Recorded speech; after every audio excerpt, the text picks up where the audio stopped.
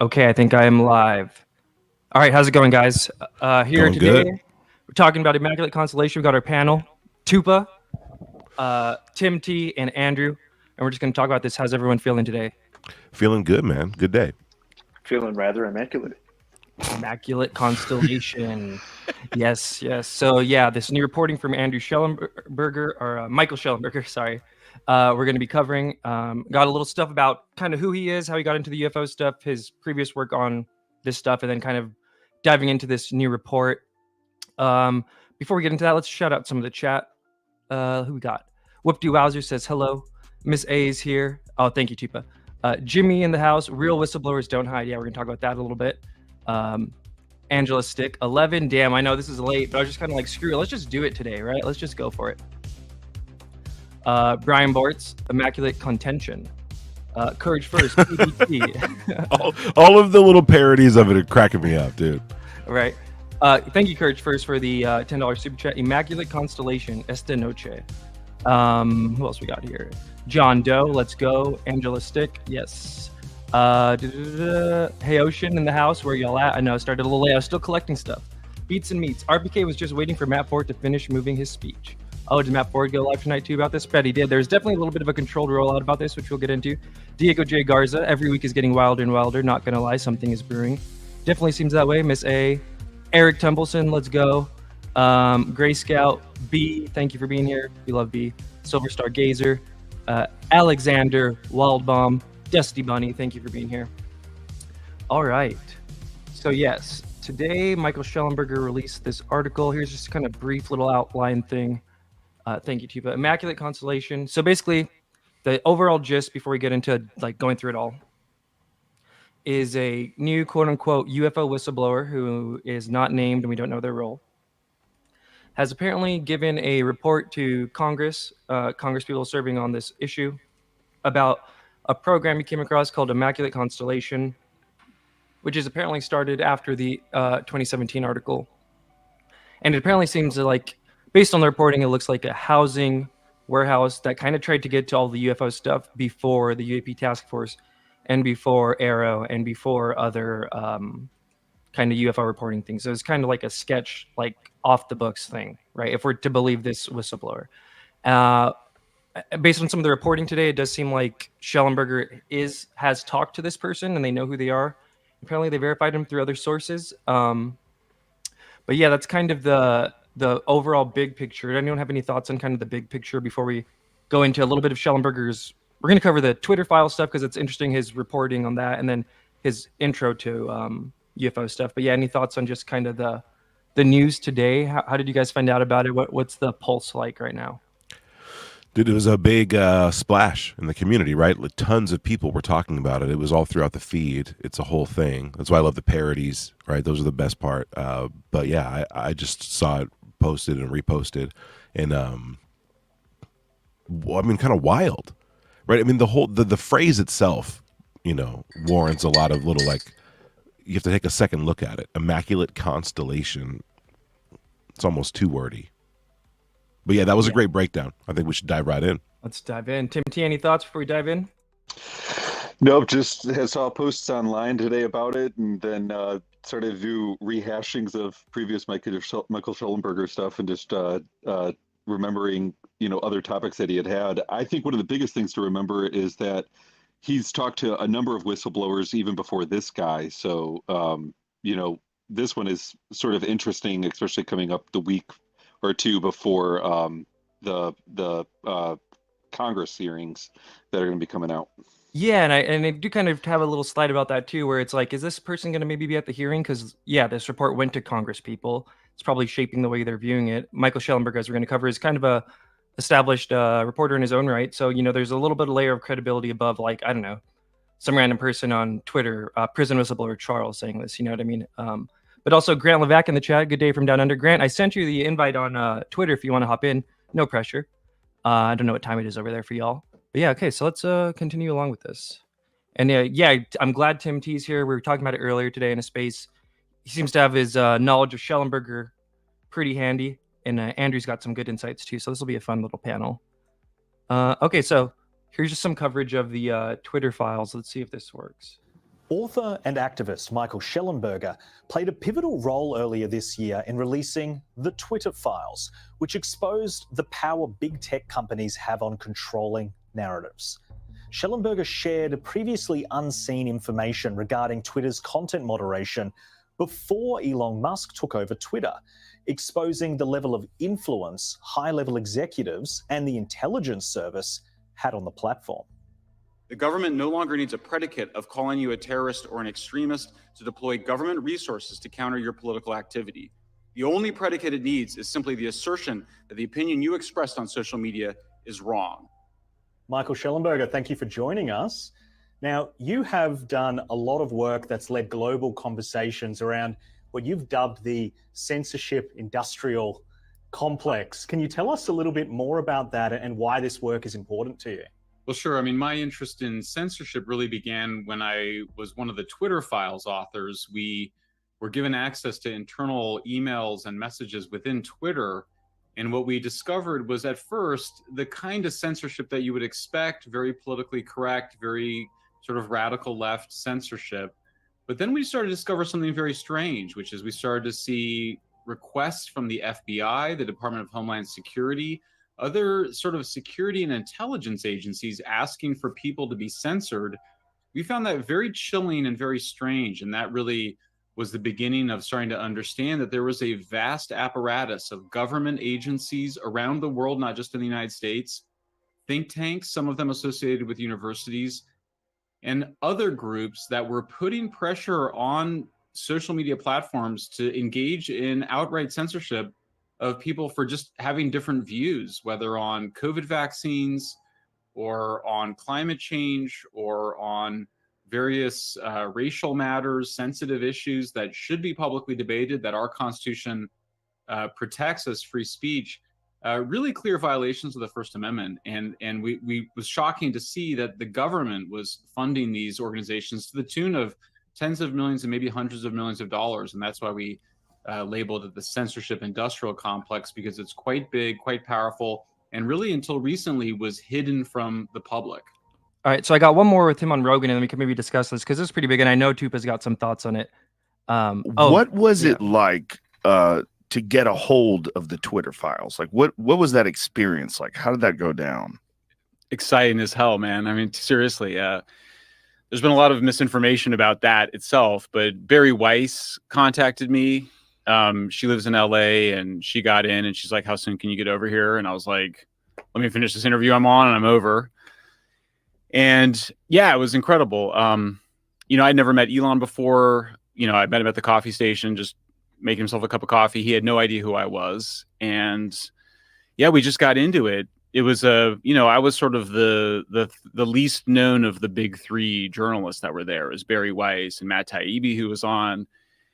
And they'd already started thinking about how to kind of what to go after. And Matt had done a story on the Hunter Biden laptop already. And then we were starting to look at January 6th because Trump gets deplatformed on January 8th. And so because I'm like the junior member of that threesome, so to speak, they gave me January 7th. So one of the first things we did was just to look at how they made a decision to pull Trump off the platform. And it turned out that the 7th was an important day because that was when they started to rationalize this decision to deplatform Trump, even though their own people inside had decided that he had not violated their terms of service. So they were sort of stuck making up a reason to deplatform him. And that was an important theme, was that they just kept changing the rules, basically, to do what they wanted to. I'm going to pause it there just because Rogan, you know how Rogan is. And also we got Mike added to it, UAP Mike, UFO Late Group, let's go. The panel is lit. So yeah, thoughts on the Twitter files thing, just kind of separate before you get into the UFO stuff. I think it kind of establishes him as kind of like a solid kind of independent journalist, right? That's kind of a big story in recent years for this kind of beat, this kind of like independent journalists exposing government corruption and shit. Yeah, it's crazy that he got in there. You know what I mean? Like he said, he's the lesser known of the three like journalists, right? That were like part of this, and he took probably like a weird day, like a middle day. How they divided it up, and it turned out to be super important. But yeah, that's really interesting. What a crazy story. Was this just aired today? This? No. Okay, and that's another thing too. He was on Rogan. I don't think it aired yet. He posted a picture of it. Part of maybe the controlled rollout. Who knows? Cool. But yeah, no, I mean, I remember when this came out, it was like everyone kind of already knew. It's kind of like with Assange and Snowden, right? Which I do have a little bit here, his thoughts on him. But kind of everyone already knew that was kind of happening at Twitter, but just kind of have some kind of confirmation that there's clear like political motives behind a lot of the censorship and whatnot. Well, so the other thing is, I don't know if you have a clip of it, but when he testified with Matt Taibbi at Congress, it showed like how political divide it was, because the Democrats were really pushing him to try to reveal who his sources were, where everyone knew in some regard that it was Elon Musk that had provided these files to them. But both he and Matt Taibbi kept being pressed about like, well, who gave you this information? Where did this come from? Blah, blah, blah. And they kept referring to is that, it's precedent that we're not obligated to give our sources, and that it's not a crime for us not to give our sources. So there's a very honest and like true factor with both he and Matt Taibbi about how they report things that I think also shows credence with what he's publishing now with Immaculate Constellation, is that they vet their sources pretty thoroughly. I think both he and Matt do, at least. That's a good point. I'm gonna just add a clip real quick if anyone wants to riff about that, because I think it is worth noting. I couldn't find one really about the sources, but it kind of ties into this UFO thing too, right? Where today this new source is unnamed, all that stuff. And we're going to talk about and I like that he does, and we'll talk about this later. He does address the whole circular reporting thing. But yeah, I forgot that was like part of the whole timeline of that thing. It's like Elon buys Twitter, and like all of a sudden all this stuff gets exposed. This was only like a year ago, right? Or 2 years ago, I think.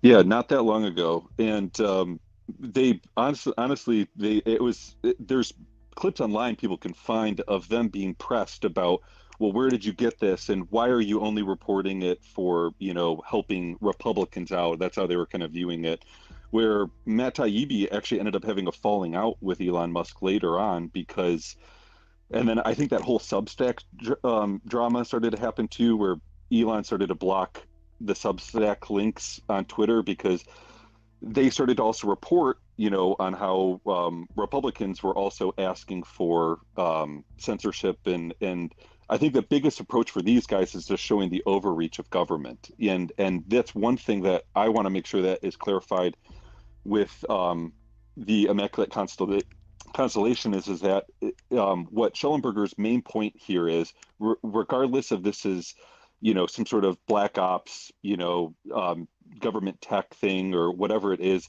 that the government needs to be informing Congress about whatever is going on here, whether or not it's a SAP program, whether or not it's aliens. He has no dog in that fight. What his point is in the end of this is that government needs to it needs to be informed about what's going on, or at least telling the people, Congress, what's going on.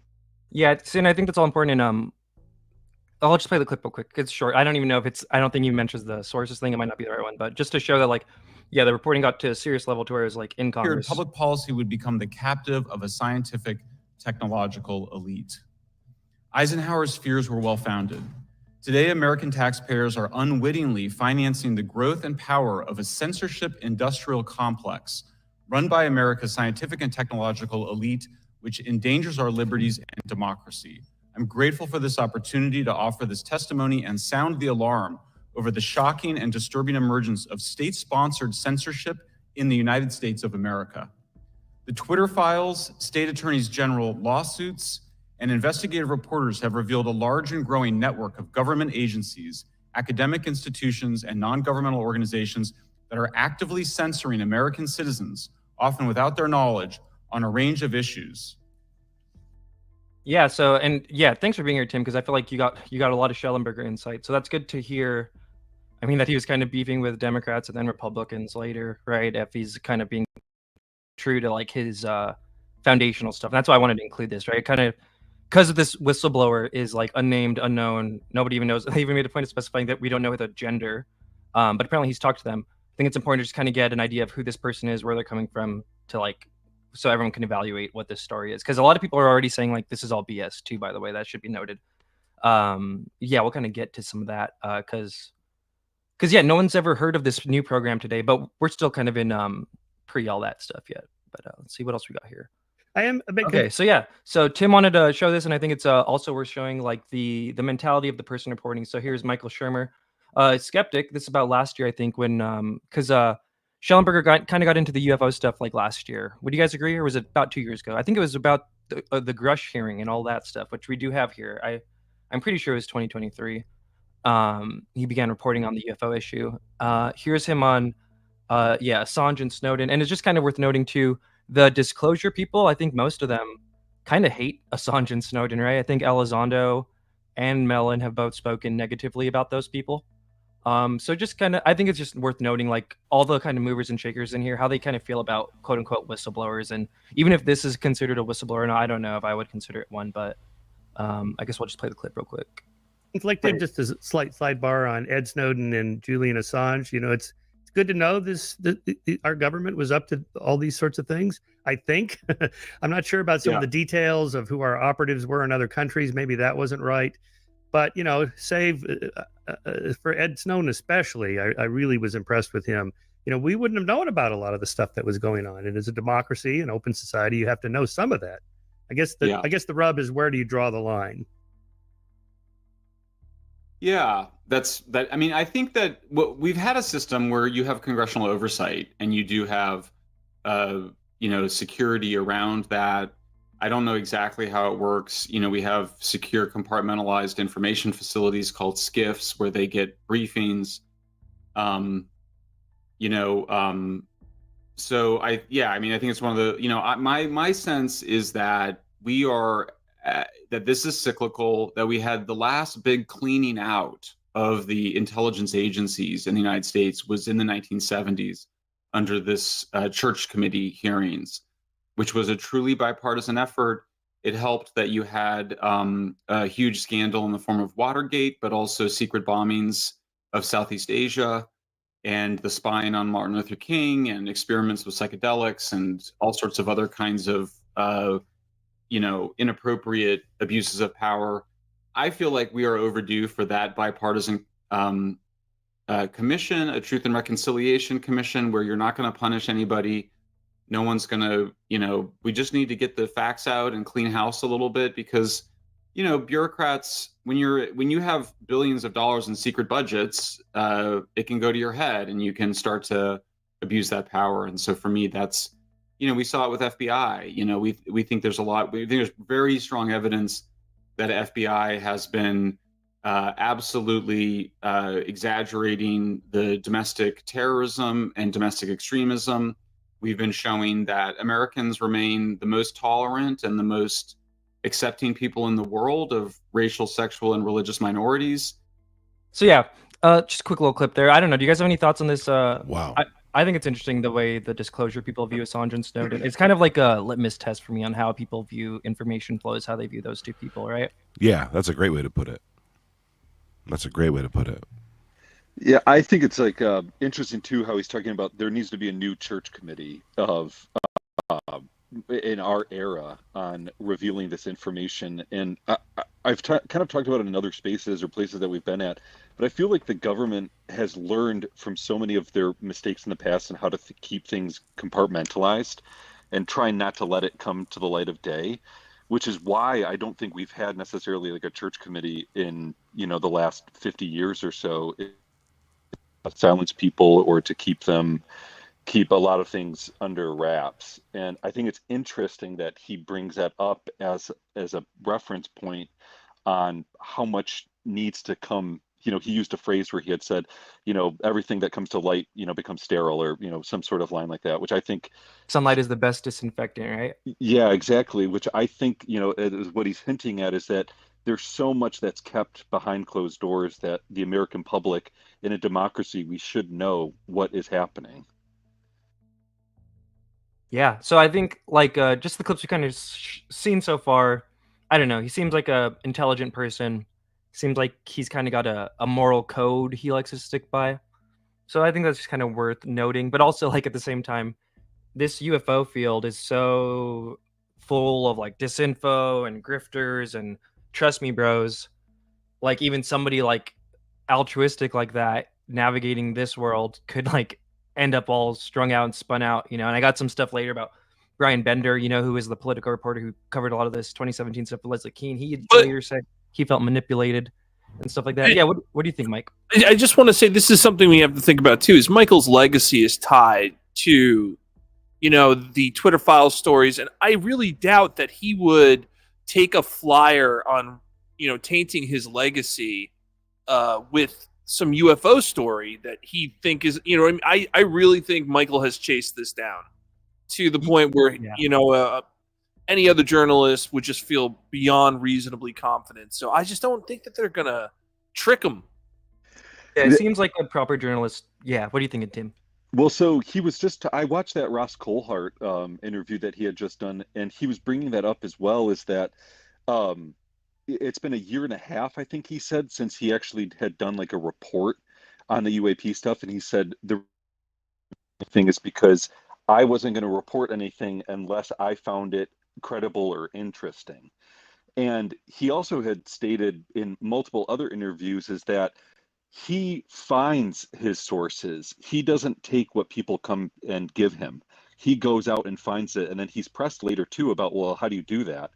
And he says, well, that's my method and my reasoning. He says, but I go out and I find people. I don't, necessarily take what people are giving to me. Yeah, so I mean, I think these are all kind of things like we'd like to hear, we like to kind of have in the mix. And I kind of people were kind of speculating that he was done with the UFO topic because he kind of hadn't appeared on the scene for a minute. But so I think last year, 2023, he started covering some of the CFO stuff. Credible sources, including former high-ranking intel officials, have corroborated to our next guest that the U.S. military is in possession of at least a dozen alien spaceships. A dozen. And reportedly, both our government and private aerospace companies are trying to reverse engineer the ships. One source even said, we're trying to fly these ships. Let's bring in Michael Shellenberger, the founder of Public on Substack. So what are these sources telling you? We got 12 ships. What do these suckers look like, Mike? Good to be with you, Jesse. I mean, the descriptions range from the classic disc shape to the triangular shape to another person described one of the ships as sort of a modified Huey helicopter or deep sea submarine. These are all people that are sane, highly intelligent, in positions to know, and also cleared at very high levels of security clearance. They were very anxious in speaking with me. I protected their identities, didn't even reveal their genders or the institutions that they work for, but they all felt compelled to speak out in response to this whistleblower who you just quoted, who made those extraordinary claims, and they verified the core claims that indeed the U.S. government does have non-human spacecraft. And what exactly is the U.S. government doing with this spacecraft? They say that, and it sounds crazy, but it is what they say, that the U.S. government has been working to reverse engineer these technologies for many decades, and that the high levels of security has made that very difficult. One person described an effort to involve a broader set of scientists and engineers to cut through the stovepipes in this person's language, and that proposal was rejected. It was made through a major aerospace corporation. And, what I would emphasize here is that I think we can't have it both ways. If you think there's nothing there, then you should have no objection to Congress representing the American people and finding out. The claims are that these are real objects and that they exist at military bases and with military contractors. So if they're not there, then nobody should object to people looking, including in unannounced visits. But you can't say that there's nothing there and we shouldn't look. I think that's no longer credible. I mean, as one of the persons said to me, the toothpaste is out of the tube. And I think that with the awareness that this may exist, that's enough of a justification for Congress to look into it. Absolutely, and they should. Right there.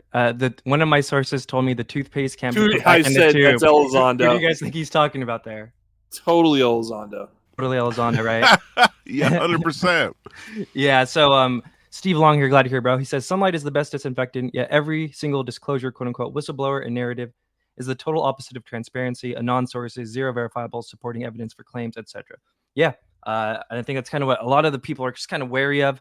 And even with that, because I didn't listen to this full clip when I pulled it, that's totally Lou Elizondo. And I think that's kind of what people, the big fear is, right? And even with Grusch, kind of the fear is like all these quote unquote behind the scene whistleblowers. Like when it's unmasked, it's like really just like Elizondo and like Eric Davis. And I think people just want more than just kind of the circular reporting, which we will cover later. And he does kind of address it, but even here, it's like, okay, that's clearly Elizondo. Any other thoughts before I play the rest of the clip? Okay, cool. I Have hope any of it's your not. sources described seeing any extraterrestrials? Yes, one of them did, but I kept it out of the story because for a variety of reasons, I wanted to make sure that we were able to focus on verifying, including with some of the same sources that David Grusch also heard from, just to verify that there is a very large number of people that are in positions to know who say that there are indeed non-human craft. And at this point, I'm not really comfortable talking about some of the other details that I was told. Okay. And it's not James Carville, it's actual extraterrestrials? Yeah, I mean, it sounds absolutely crazy. And by the way, I should say, I continue to keep an open mind in both directions. I think everybody should. I think what's changed here is that you have a growing number of people who say this has gone on for long enough. We should not be subject to rumors. We are a democracy. We have control of our military and our intelligence agencies. And if they are hiding something from us, we need to find out. We're big boys and girls, and it may be shocking, the information, but it's our right to know that information. It should not be held from us. All right. All right. Well, we've got Great more reporting. of his 2023 clips. I hope to. Just so we could get, like I said, I'm just trying to get people to understand Shellenberger, the man, his mindset on just reporting and the UFO topic and stuff before we kind of dive into the new stuff today. Continue to talk to both sides because it seems like we all have a greater interest in knowing what the government knows rather than having it kept secret from us. When is you had mentioned you have a piece coming out about the non-human biologics and crash retrievals. When is that coming out? Well, I'm doing a story about a particular case, which I don't want to say too much about, but I did do an earlier story with multiple witnesses, multiple sources, I should say. And because on the UFO story, like usually as a journalist, you want to have at least 2 sources for every fact. On UFOs, our standard is 3 or more because it's so out there.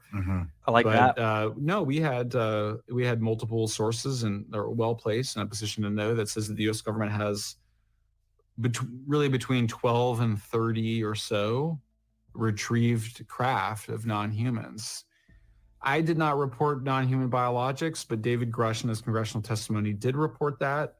I have also heard that. I have not reported it.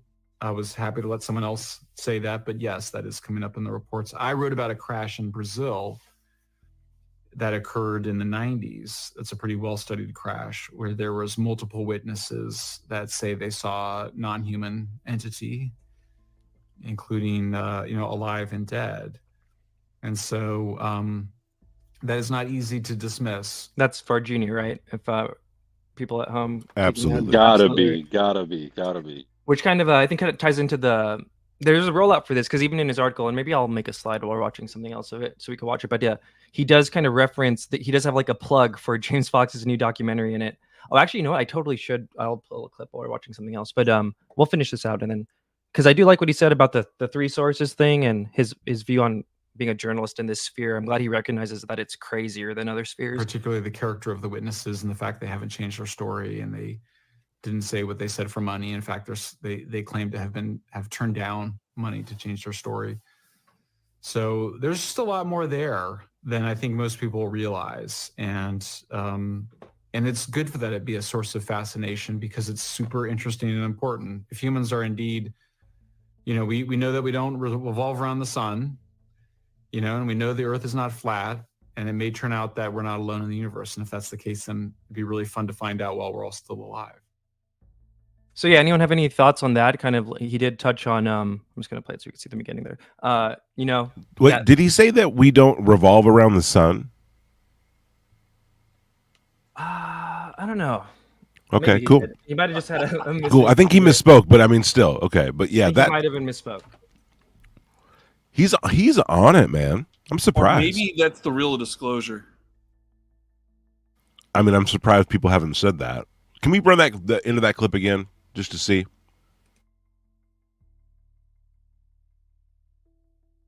Yeah, one moment. Sorry, I have to like move it up because the camera thing a little bit. There we go. Okay. That is not easy to dismiss, particularly the character of the witnesses and the fact they haven't changed their story and they didn't say what they said for money. In fact, they claim to have turned down money to change their story.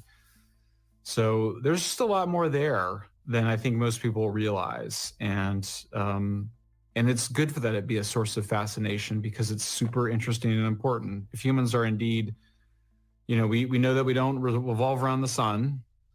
We know the Earth is not flat, and it may turn out that we're not alone in the universe. And if that's the case, then it'd be really fun to find out while we're all still alive. He seems. Oh, my bad. Go ahead. No, you go for it.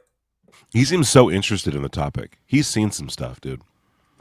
Yeah, so what do you guys think of his whole like witness criteria? And then also, I mean, he says pretty definitively that he's like, sure, there's 12 to 30 craft, which JGAF says 12, 20, 30. Why numbers change? Are they assets? Does it matter if Russia thinks we only have a fleet of a dozen spaceships instead of 30? So I don't know. What do you guys think of his definitiveness on this 12 to 30 craft? He's pretty sure of it. I think that number is probably accurate. I think the most important thing to remember is the other countries have craft too. So how many they have kind of is like, the idea of how many nukes you may have. So I don't know that these numbers are accurate, right? But just keep that in mind as we keep hearing numbers, that there is adversarial intelligence at play.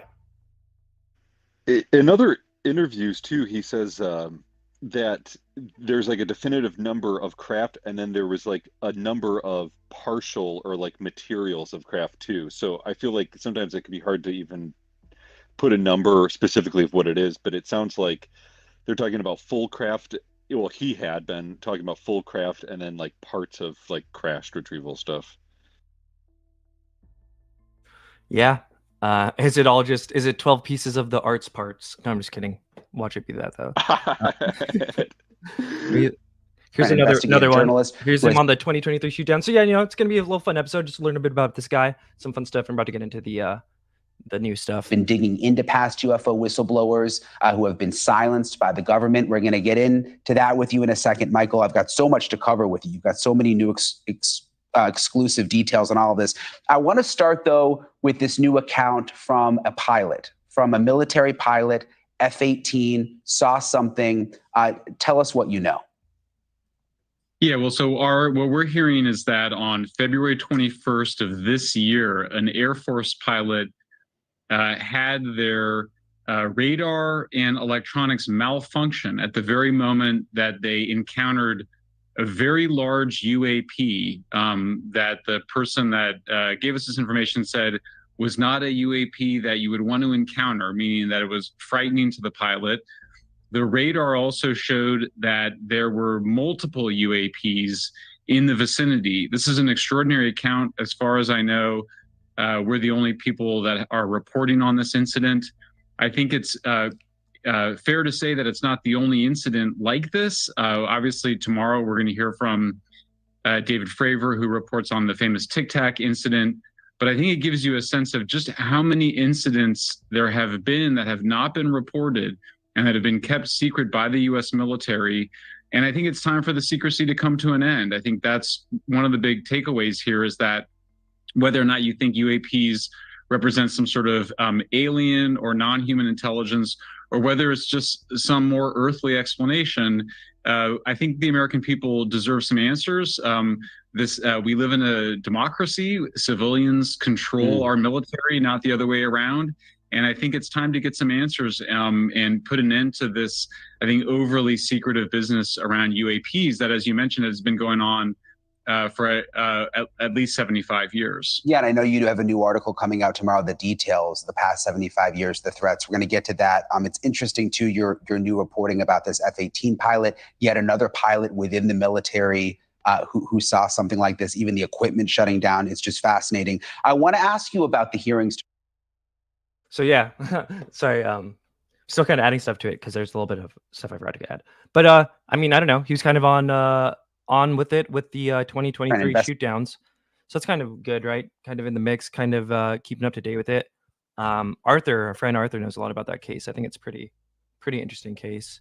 We got one more. Tim wanted to show this one. Tim, why do you want to maybe set it up for us? Why did you like this clip? If you're there. Yeah, I'm trying to remember. So, if you play like a little bit of it, I might be able to like remember specifically what it is. Maintaining this information in private. Well, I certainly hope so. I think that's the really big question. I mean, I think what's important to point out here is that, you know, right after Grusch's testimony in July, a lot of people said, you know, he's one guy, he's relying on secondhand information. Yeah. He hasn't actually touched any exotic. Was that Tim? Yeah. So, what I like about this is what he's talking about is that there's a number of people that are whistleblowers behind the scenes. These are not people like Grusch that have come forward, and that essentially it's that Grusch had to make a public appearance because of the amount of reprisals he was facing, where there's again a number of people, he said, like that are whistleblowers that have gone to Congress specifically that didn't feel comfortable going any other route, but they're also not coming for whatever reasons, you know, and they sort of get into specifically a lot of these either threats or, you know, past instances. I think he even references that Grusch had talked about, you know, other people being killed, but, you know, he said he's never heard that or saw any evidence of that at all.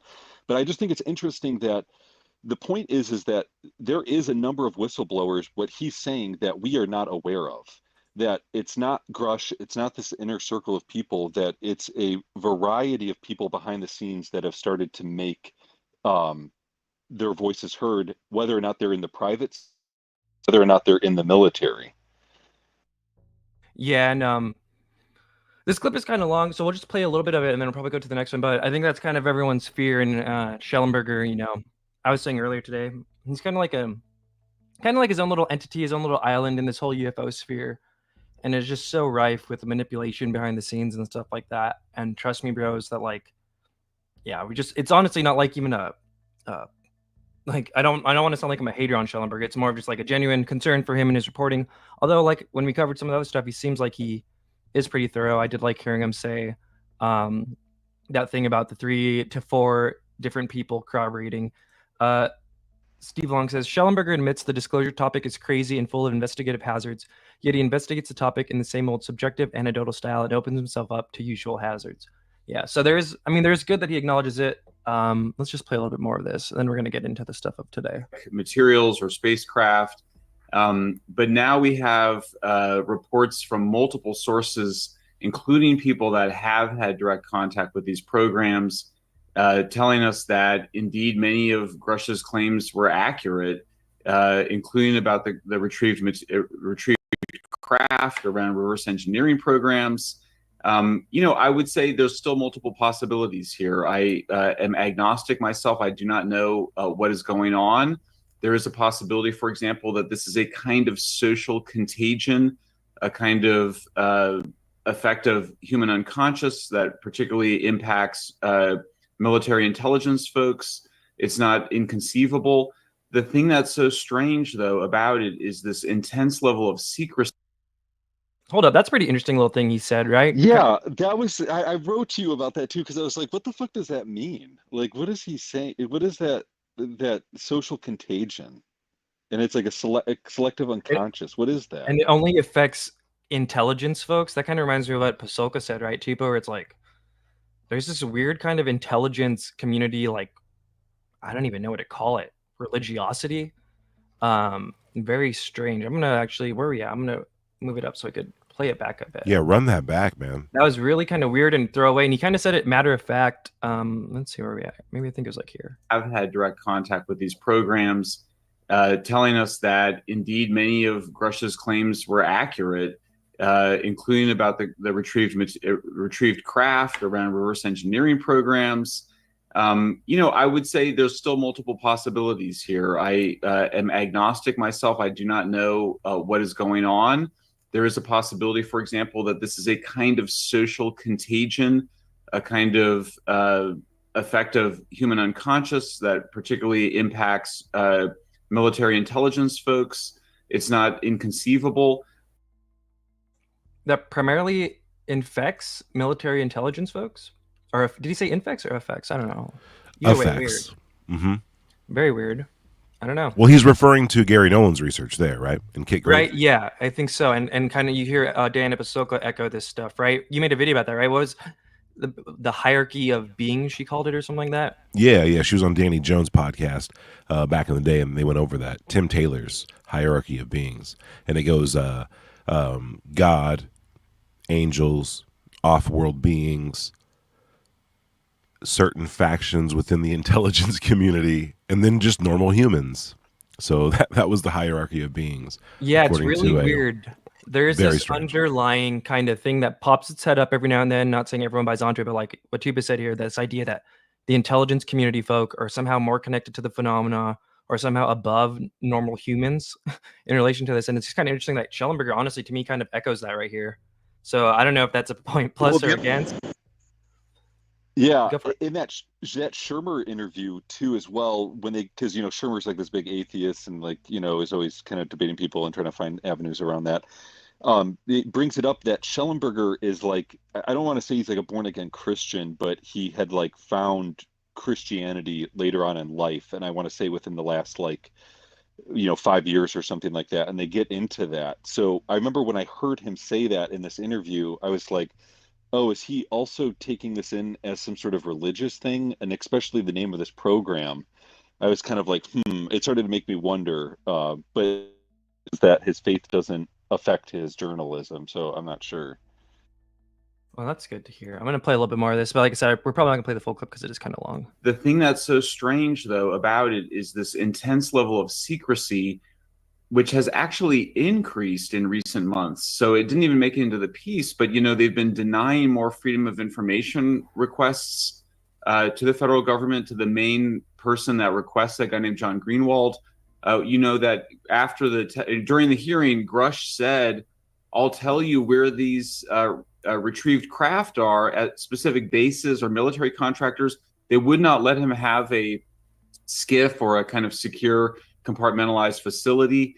And then now when we, our sources tell us, and some of them were in the piece, actually on the record, we're saying that we're seeing both the defense secretary and others start to kind of close up and try to basically oppose an amendment proposed by Senate Majority Leader Chuck Schumer, which would require that the contractors and others with any potential crashed materials return them. So, if it's a social contagion, if it's something, or if it's just even if it's just a Defense Department weapons program, there is supposed to be congressional oversight of secret weapons programs. So the level of secrecy that we're seeing, I think, is really unusual and concerning, including if it's just a social contagion. I'm going to fast forward a little bit. Can you tell us a little bit more about how we know that there are these 30 additional whistleblowers, and what, if anything, we know about who they are, where they work, what kind of security access they have, and what they might have been privy to, and potentially even the nature of what they've been disclosing? Sure, and I should say that I don't have a firm count, and really what we're able to say are dozens. These are all individuals in the government or working for military contractors. These are all people in the know. I actually had more sources on this story than I had on my previous story, so I feel very confident that these people that are telling me this believe that they're telling me the truth. I don't think it's that surprising, really, that there's this many people, if you consider that this has been an issue that's been going on for 75 years, and people have not had a place to go to share this information. And so sometimes when people ask me, there's a lot of people that rightly wonder, why is this happening now? And maybe they're using this to cover up the Hunter Biden laptop or something like that, which is obviously an issue I am also concerned with. Part of the answer is this internal process within the federal government where they've established these special protections for whistleblowers to come forward on this issue. All right, we'll stop it there. But it does seem like he's kind of talking about this same list that Grusch is talking about, right? Do you guys kind of get that sense? I personally do. It kind of seems like they're all kind of talking about the same group of people. Hopefully it's not just Eric Davis and company. But yeah, that's my concern, right? I don't necessarily get that impression, but I am concerned that it's all this. It's like a circle, like you said. Well, what did you call it? Like a reporting circle or whatever? Circular It's reporting, yeah, and that's the term everyone's using today because everyone knows that that's how this field is. Yeah. Leon says many sources doesn't mean shit if they're all spooks. Exactly. If they're all secret Scientologists. Okay. Well, but do you think someone like Shellenberger could sniff through that? I mean, you know what I mean? He wouldn't be the first person to do it. So I don't know. I think he'd be able to sniff through it. He did say something about us not going around the sun before. He really did. He did also give credence to that intelligence community like hierarchy thing, which I mean, I don't know. It's everyone's susceptible to it, I think. I don't think anyone's above being manipulated by this topic and the people and around it and whatnot. He does mention Doty, I think, in here and Benowitz, but I don't know at what part. I don't know if it's worth bouncing around for. Let's see. If I can find it really quick. If not, we're just going to move on. See one of these famous triangles operating on a different form. Directly, if that information is being kept quiet by the government. Yeah, I mean, obviously, so we have seen now one case of it with David Grusch, a person who did decide to go to the public with this and went through, I think what's interesting, I've dealt with now a fair number of whistleblowers. Grusch really followed all of the rules very carefully. Not everybody is as sound. I've taken great care never to refer to people's, gender identity or what agency they're at or whether they're with a contractor or even with the government. And obviously I've been trying to be as specific as I can to provide the details that I think are in the public's interest, but also to protect these folks who are absolutely terrified. And these are people that are ostensibly under these whistleblower protections. I mean, Michael, I think for most of our viewers, that fear that you speak of career suicide, considering how powerful the government is palpable for most people watching. But I want to get a little more into the weeds here, Mike, in terms of what these new whistleblowers are claiming and or confirming. You write, testimony has included both firsthand and secondhand reports of crash retrieval and reverse engineering programs by U.S., Russian, and Chinese governments, the testing of materials obtained from retrieved craft, active and ongoing government disinformation operations, kinetic military action with UAPs, contact and collaboration with non-human intelligence, and the successful reverse engineering of a triangular-shaped craft with unconventional propulsion. And that sort of gets to, Mike, what I was saying earlier about the type of technology that we may or may not be having. Like you just said, if we have this technology, where in the world did we get it from, even if we haven't mastered it yet? Yeah, well, so I laugh a little bit when you read that paragraph, and I hesitated to include it in the article because it's so outrageous and absurd. And you, as any independent thinker, you have to assume the chances are as good of that being not that any of those things not being the case as being the case. And so what you're dealing with here and what we're reporting and not making judgment on is that this is what people are telling us. And it's not, these are not, people in psychotic states. These are people in very high positions of authority, in positions to know, well confirmed, don't appear to have any interest in sharing this. All right, there we go. I think that recording had like typing sounds on it because I was hearing typing, but everyone's muted. Yeah, so I don't know. To me, kind of seems like kind of get like reporter Grusch vibes. Like kind of got swept up in the same kind of thing. Kind of maybe talking to the same people. And it's just kind of interesting to consider, Grusch has kind of gone MIA. So it's kind of good to hear from Michael Shellenberger. Okay, let's get into the stuff of today. The whistleblower alleges. Okay, here's a little AI reading of part of it, and we could just kind of hear it out. But yeah, basically, like as I said, the gist of it is that there's a whistleblower, new quote unquote, unnamed, that we don't even know their role, that we're kind of just relying on the credibility of Michael Shellenberger, who claims that they came across, and they didn't mean to, they came across accidentally, a special access program called Immaculate Constellation that was basically a clearinghouse for all the UFO stuff created after the 2017 article went mainstream. and maybe to like siphon some of the real good UFO stuff away from the UAP task force and Arrow. But here's a little AI reading. I don't think it's that long. That the DoD created the USAP, called Immaculate Constellation, in 2017 after the New York Times published an article describing an informal Pentagon UAP program called Advanced Aerospace Threat Identification Program, or AATIP. The report shared with Congress says, Immaculate Constellation serves as a central or parent USAP that consolidates observations of UAPs and by both tasked and untasked collection platforms. The whistleblower's report includes 7 categories of evidence. It describes in detail various UAP sightings collected by technical assets and U.S. military personnel. The multitude of wavelengths collected by these sensors, the report says, have captured UAP characteristics that are difficult or impossible to observe with the human eye alone. Subtle atmospheric effects associated with UAPs are also visible through the sensors employed by the U.S. military and intelligence agencies. The verifiable chain of custody for UAPIMINT, Quality Imagery Intelligence, collected by U.S. military assets, the person wrote, ensures a high level of confidence in the accuracy and integrity of the data gathered. The report concludes that the existence of Immaculate Constellation demonstrates the extant capability to detect, quarantine, and transfer UAP and ARV, alien reproduction vehicle collection incidents, before they are observed and circulated within the military intelligence enterprise.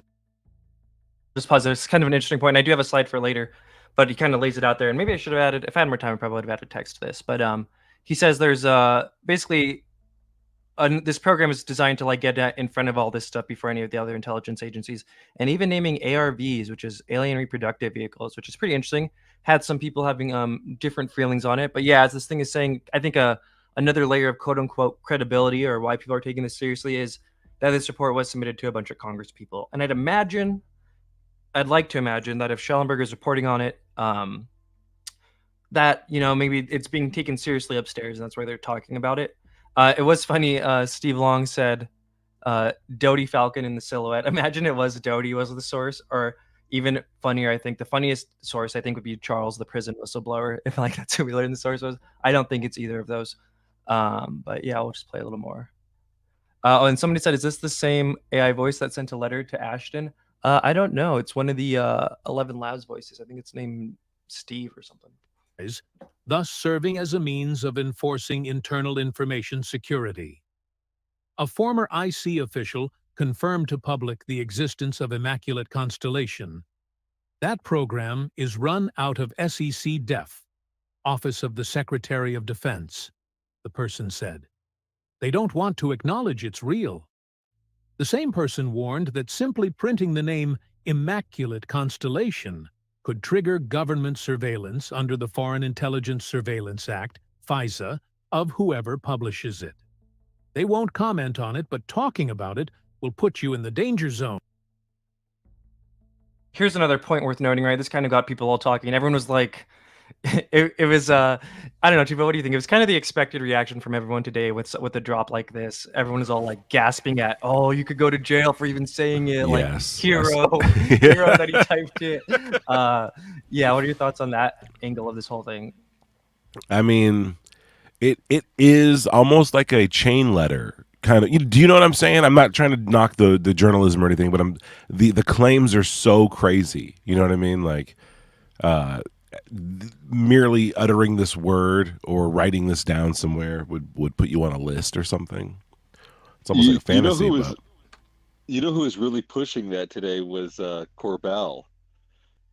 He was like on a News Nation segment, and he was like, I'm so happy that Shellenberger released this today because I was afraid that if I was going to be texting that language to people, I was going to be put on a list. I mean, that's like essentially what he was saying. And I was like, get real, dude. Like, no one is fucking worried about you, Corbell. Like, it sounded like Corbell was trying to grift on this, or like he was like trying to get in on the scoop that Shellenberger got. Well, Corbell did talk about there being a clearinghouse for UFO like videos and whatnot. And I do sometimes wonder if there's some relation, you know, between what he's heard about this clearinghouse and perhaps this Immaculate Constellation program. Yeah, maybe. But that's also another thing worth noting is, right, I've never heard this term before today. Kind of reminds me of like the Kona Blue thing, and it's like, just got to be careful, Shellenberger. Who knows if don't want another Kona Blue situation. I feel like there would be more percolating about this. But who knows? We'll play this out. They enforce the secrecy with a lot of vigor. The Whistleblower's report said that a significant volume of intelligence reports documenting first-hand encounters with unidentified anomalous phenomena, UAPs, or unidentified flying objects, UFOs, by DoD personnel exists within defense human intelligence databases accessible to the intelligence community. Immaculate Constellation includes high-quality imagery intelligence, IMINT, and measurement and signature intelligence, MASINT, of UAPs, the Whistleblower's report adds. The sources of this intelligence are a blend of directed and incidental collection capabilities positioned in low Earth orbit, LEO, the upper atmosphere, as well as military and civilian aviation altitudes and maritime environments. So yeah, that's kind of the gist, the overall gist. We got I got some more stuff, but anyone kind of got any thoughts on that? If we kind of continue along, I got Shellenberger kind of talking about it today on News Nation. We got some of the responses from like Kirkpatrick and company. What else we got? I did do a little AI thing of 2 of the UFO encounters, the specific encounters that are mentioned in the thing. But before we get to that, anyone kind of have any thoughts? If not, we'll just move along. So is it multiple people? Like, is he saying multiple sources have told him about Immaculate Constellation, or is it just one single person? Because I thought he was saying that he had a whistleblower that had accidentally stumbled upon this. Like, that's why they came through. It was like almost like a Gary McKinnon situation where he like just came across it. That's the impression I got. Yeah, that's the impression I got too. But yeah, it's still kind of unclear. Hopefully, maybe in some of this, because I didn't even watch all the clips I pulled because there's just like so much to do. Hopefully, maybe they'll go into a little more. I think next we got him kind of breaking it down on News Nation. A new whistleblower has come forward with a written report that this person has shared with some members of Congress and with me. And the report is quite extraordinary. It says that there is an unacknowledged special access program called Immaculate Constellation, which is the parent program, is the language used for exactly what you said: UAP, crash retrieval, reverse engineering, and apparently a very large database of high quality photographs, videos, infrared videos, apparently much more sophisticated documentation of many more UAP encounters than have been released. And so the article is really about the allegation that this program exists and that it has been withheld from Congress illegally. I think it's important for viewers to understand that the first article of the United States Constitution requires congressional oversight of all of the activities of the executive branch of the United States government. So whether or not you think there are extraterrestrials or non-human intelligence or anything, even if you think that all of this is just some sort of advanced craft, the allegation here by a new whistleblower verified by other sources in a position to know is that the Pentagon the Defense Department has withheld, kept secret this information from Congress, which is a violation of the Constitution and illegal. So I think that what we're looking at here is really a story about the abuse of power, including in potential disinformation from the Pentagon, just as much as it is this other question of what exactly are people seeing in UAPs. Okay, so that's kind of his little breakdown of it. We'll just move along. If anyone feels the need to say anything, please just chime in. Apparently, Lou Elizondo's, there was this comment, let's see. Dude, where did it go? Apparently, Lou Elizondo's lawyer was on the Matt Ford show talking about Twitter drama, UFO Twitter drama. But that transcript isn't up yet, so I don't think I could find that in time for this. But let's continue along. So here's just kind of some more stuff about the whistleblower. Shellenberger did like a written, and then he did this thing with Ross Coulthart. So I'll just read it. These are like various excerpts from some of the different statements we've been able to find about who this person is, right? This new whistleblower is not part of that circular reporting, Shellenberger said. I am confident of that. This person did not know the other individuals who verified the name of this program. It does not fit the theory of social contagion. So right there, I think we got a little bit of, he heard it from this person, and it sounds like he asked around to other people who allegedly don't know each other, and he's able to independently verify. And hopefully, like we listened to, hopefully it was at least 3 to 4 people. Shellenberger told News Nation Ross Coulthart he has been in touch with the whistleblower, whose exact role and other identifying details, including gender, he has withheld because they fear what could happen if they were publicly known. I don't think that they're faking it or that they're lying about their fear, he said. This person discovered this material accidentally. This was not something they had expected to encounter. That fear is why Shellenberger said the whistleblower did not share intelligence imagery showing UAPs. So yeah, right there, some more info. There's this, I guess, fear. But my whole stance with all this fear stuff, and I know, I don't even think I know if I believe Bob Lazar or not, but Bob Lazar was like, I'm going to go public with everything because I fear for my life. I feel like that's the stance all these guys got to take. If you're afraid for your life, like, drop the picture, right? Like, I'm not going to show this picture because I'm afraid for my life. I don't know. Anyone have any thoughts on that? Am I wrong? I don't know. I can understand there being some concern. Maybe they're not going to necessarily kill you, but there might be a bunch of other things they might do. But we do know they make those threats, right? I mean, they did it to people in Roswell, and so they'll do it to people in their own programs. Yeah, honestly, it sounds like that's what Grusch he tried any avenue. Like, I think they talk about it in one of the other interviews, is that he was almost like a Boy Scout about it. He was like so textbook about trying to go through the proper avenues, but he was still facing reprisal with it came to it, which is why he ended up having to go public. And I think he was like afforded that luxury to some extent, but it sounds like there's so many other whistleblowers that they all can't necessarily go that avenue, but I wish they would.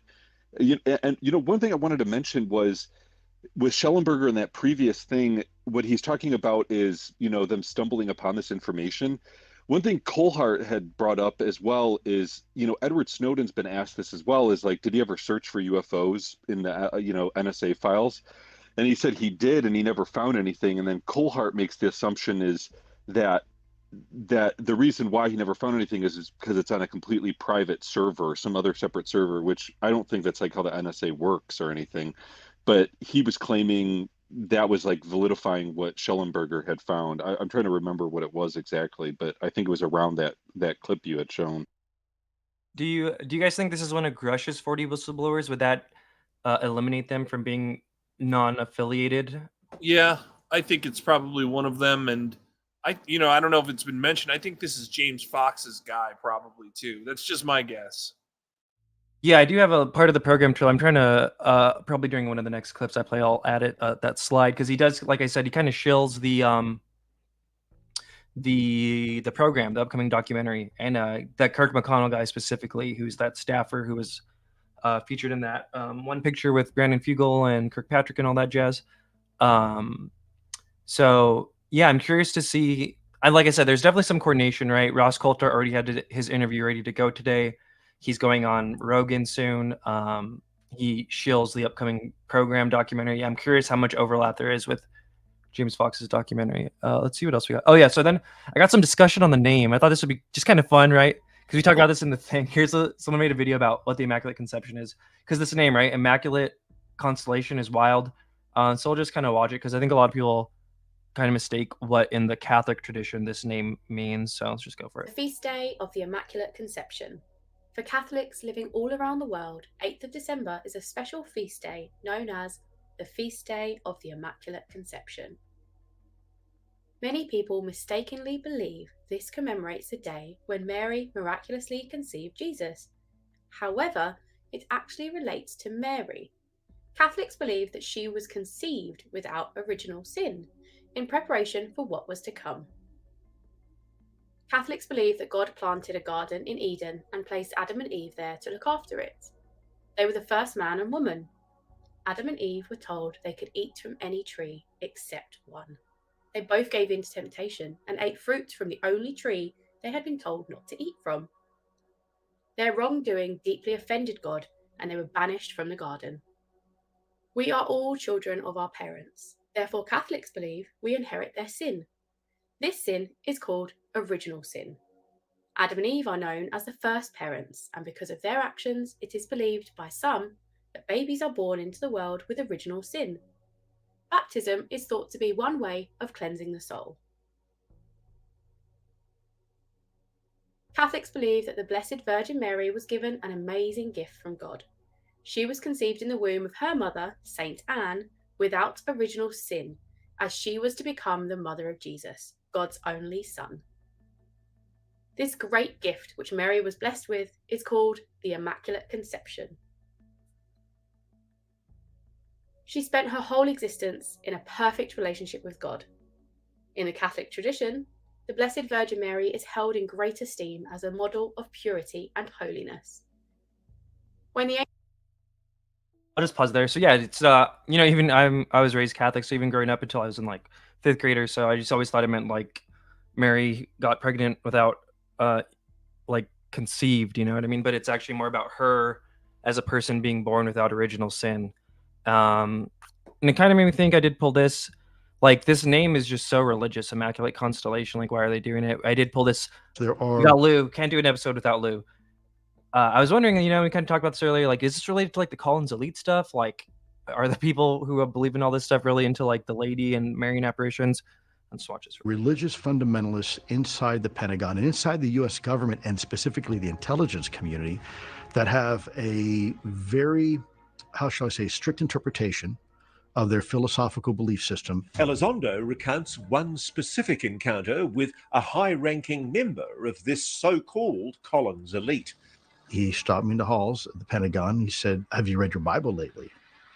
And I was kind of surprised by the question. Like, I mean, I know what the Bible says. What may I ask specifically? What do you mean? He says, "No, what we're dealing with are demons. These are demonic beings, and we shouldn't be looking at." Gotta love Lou. Like I said, not an episode without Lou. I don't know. What do you guys think?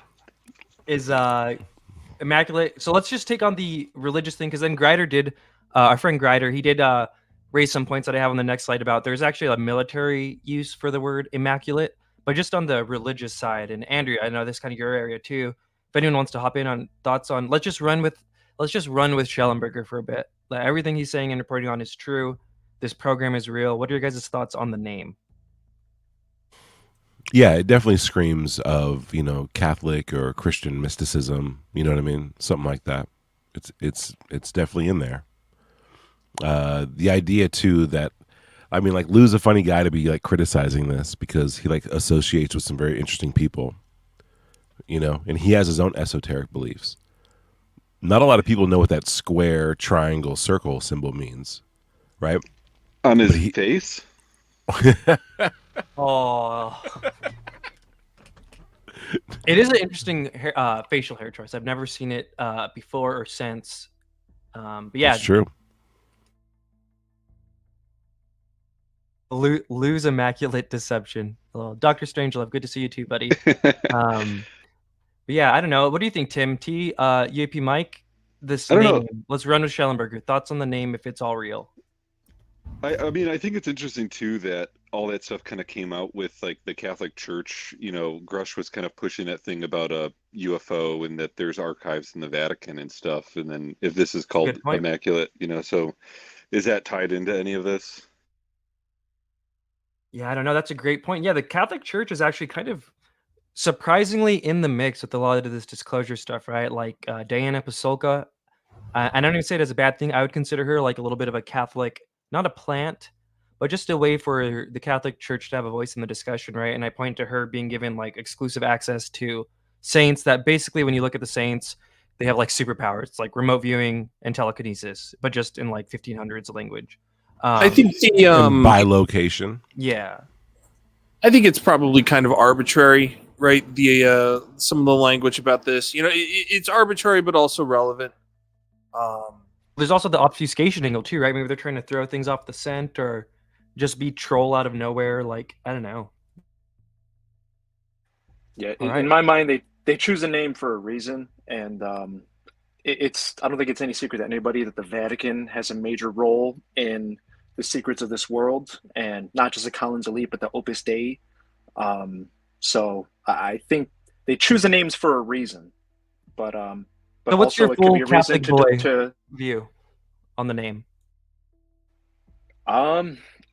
for me, like, just to echo what's already been said, it ties in with Christianity, specifically to Mary. And it is interesting, if you remember back in May, the Vatican had that press conference on like updating protocols and guidelines regarding the supernatural and Marian apparitions. And the now we're TTSA hearing crowd is obsessed with the lady, by the way. They elevate Chris Yeah. Bledsoe. Jim Semivan says that all the intelligence community is obsessed with the lady. And they had the TTSA press conference was on the 100-year anniversary of the Marian apparitions. And yeah, as you said, Vatican just kind of updated this. Marian apparitions are definitely in the mix of the people pushing all this stuff. So that's interesting. I'm like trying to think about too, like what century the Immaculate Conception became like dogma in the Catholic Church, like when they had finally like said that's what it was, to allow that.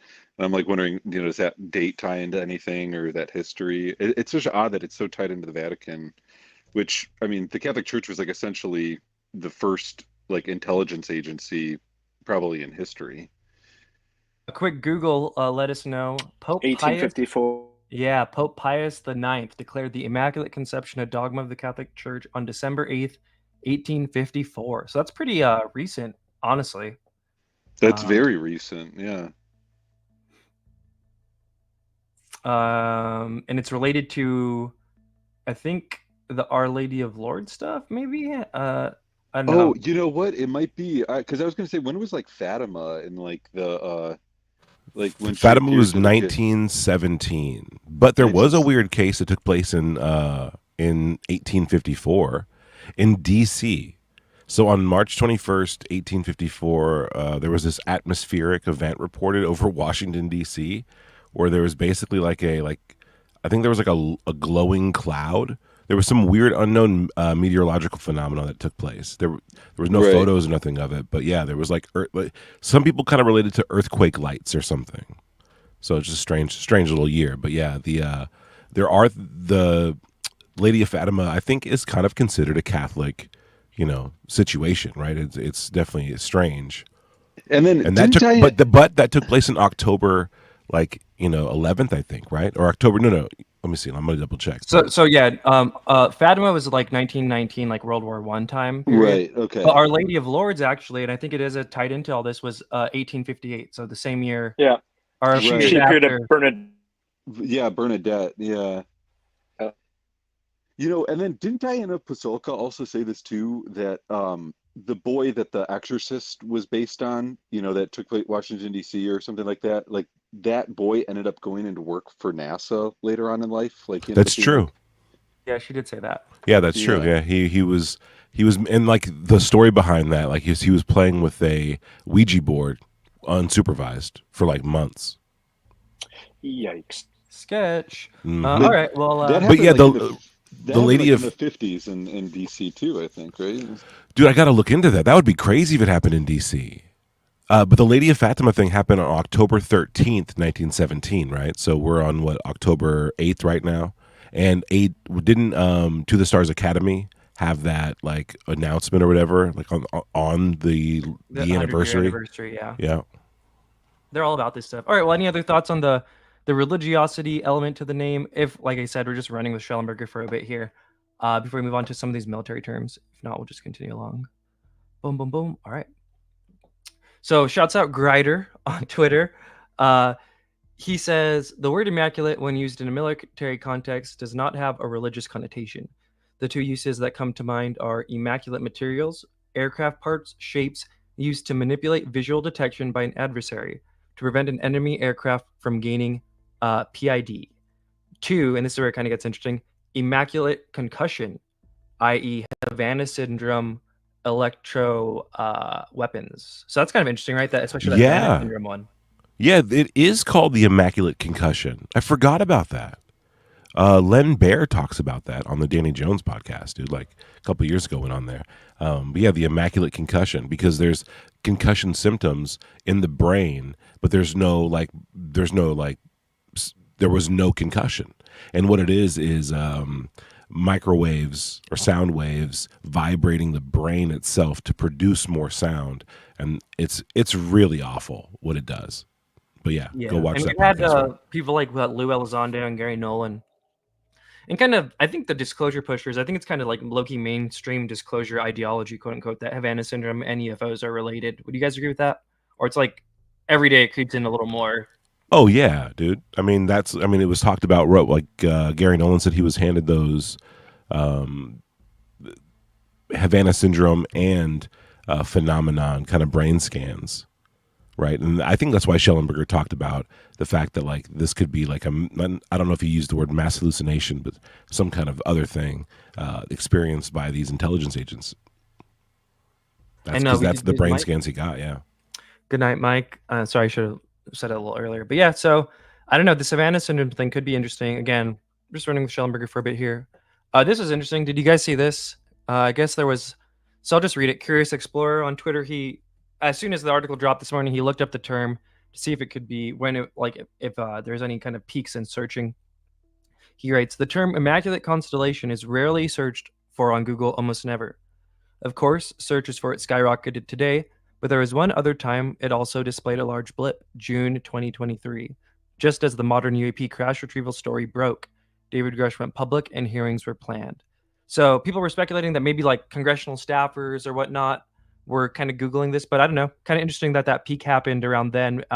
Any thoughts on that peak happening back then before we get into the next part up there, as you see that Google later scrubbed this a little That's fascinating, though. That's interesting. Yeah, so riff on it, anyone. Either that's great reporting. Yeah. That's crazy. I think it was within 20 minutes of his tweet, it was changed. So yeah, I'll just read it too. And just like that, Google changed the results of this search, removing all history of any searches for this term in 2023. Yeah, weird thoughts. Wow, that is bizarre. Honestly, I don't even know what to. So they've known about it for a while, is what I'm guessing, right? Like, if they're Googling it back in 2023. It does give it somewhat, I don't know if it's credibility or something like that, but it's at least interesting to note it was in some kind of zeitgeist. And yeah, like around the Grusch hearing, you know what I mean? Which Shellenberger was kind of all in the mix for. So it kind of makes me think maybe this is one of the Grusch whistleblowers, right? It kind of makes me lead more towards that if we just take all this at face value. Yeah. Aren't you able to like search what areas specifically we're searching for what terms too? Like, can't you break it down demographically too? I think by country. Oh, by country? Okay. I thought like back in the day you could like be able to like do it like based on like region, like if it was like Northwest or like you know, the South or something like that. Because don't they use that for like tracking people getting sick and like flus and stuff if people are searching symptoms? But yeah, interesting. So my guess is people were Googling to see whether or not that was going to be part of the topic of the Grusch hearing, right?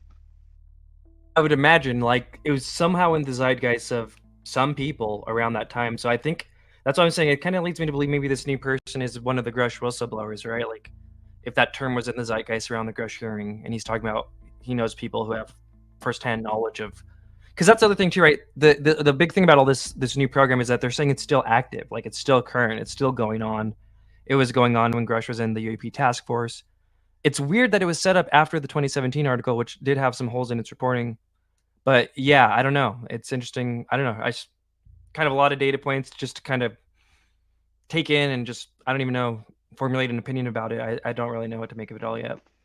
Now, I hate to admit it that John Greenwald had blocked me, and I still don't know why, because I respect him so much. But has anyone seen what he's posted about this? I mean, has he brought it up at all? I think he just linked the article, and I think he said something about just like the whole kind of unnamed sources kind of thing. I can look it up real quick.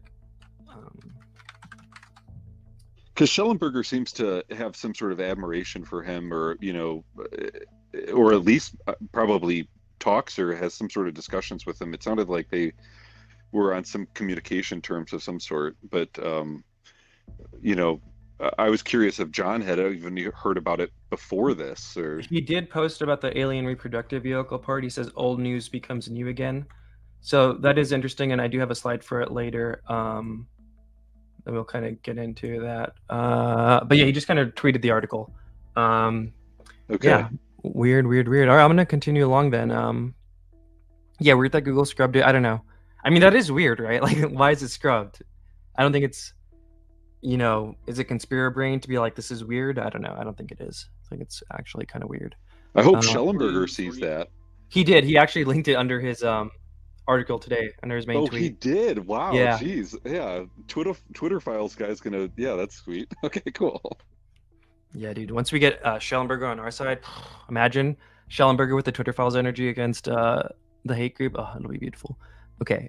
Here's he talking about the types of sightings, and then I got some AI renditions of the what was written in the report allegedly. Even commercial airline pilots with their cell phones, or even sophisticated cameras. This is shot by U.S. government. Much of this material is captured by U.S. government personnel, and so the language that they use in the report is that there's a clear chain of custody on this evidence. And so, in other words, for people that pay attention to the popular discussion of UAPs, there's a lot of videos out there, and often we don't know who shot them or where they came from, or it's not a clear chain of custody. That's the gold standard as any investigators. You want to know exactly who shot it, who's had custody of it. That's the whole chain of custody, so that if anybody wants to do further investigations, you can go interview the crew. So of course, one of the most famous examples is the famous Tic Tac sighting, where you have 4 Navy pilots who are all incredibly credible Navy pilots who tell the exact same story about what happened when they encountered this UAP. And so that's the level of quality that you're talking about, and a lot of it, not a little bit of it. And we've heard in the past, former Deputy Assistant Secretary of Defense Christopher Mellon has said that there is a significant body of that information. We've also heard Lou Elizondo and David Grusch say that.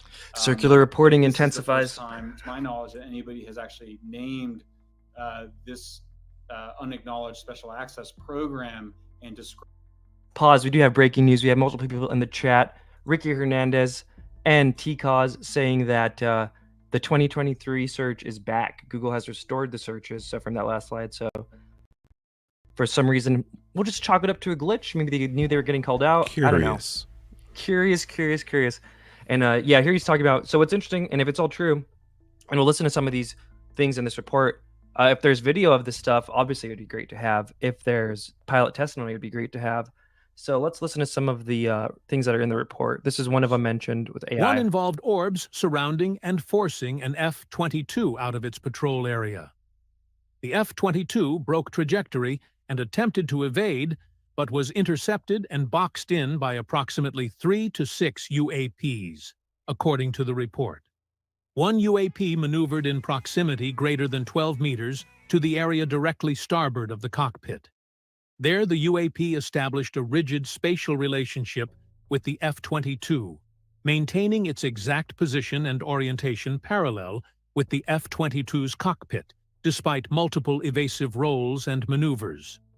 Surrounded by the presumed hostile UAPs, the F-22 was forced out of the mission area under the escort of the UAP formation.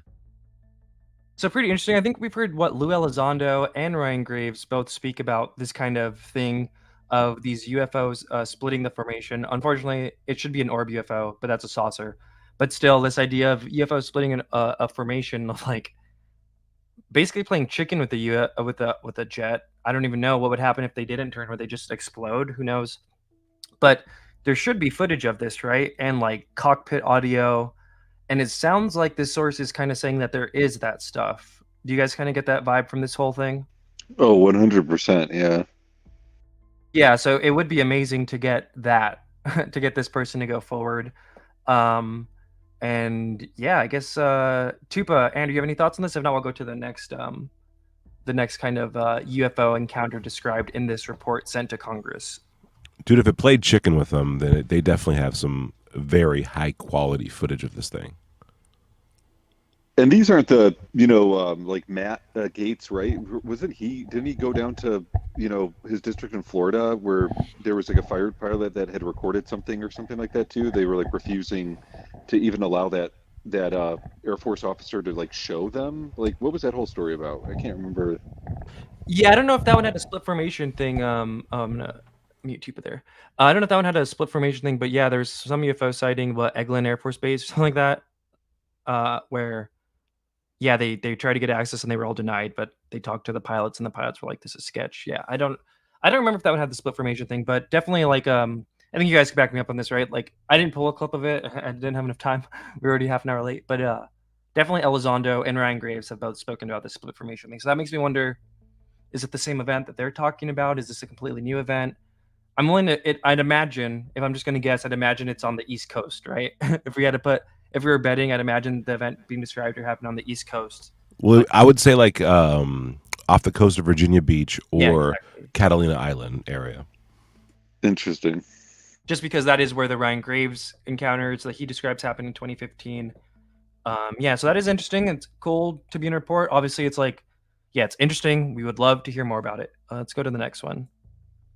In another incident, the crew of a Navy aircraft carrier watched a small orange-red sphere rapidly descend from a high altitude to 100 to 200 yards directly above the flight deck of the CVN aircraft carrier. The UAPs appeared to emit a soft orange-red light, which, bizarrely, did not illuminate the ocean or the flight deck of the CVN, despite the visual appearance of intense luminosity. The surface of the UAP was observed to be dynamic, roiling like the surface of the sun. Bind your heart. Don't know what that was. That was a AI hallucination. That was weird. We should play that backwards just to see if it was a word. So yeah, something interesting about this, like as I said, and I'll just kind of summarize it again.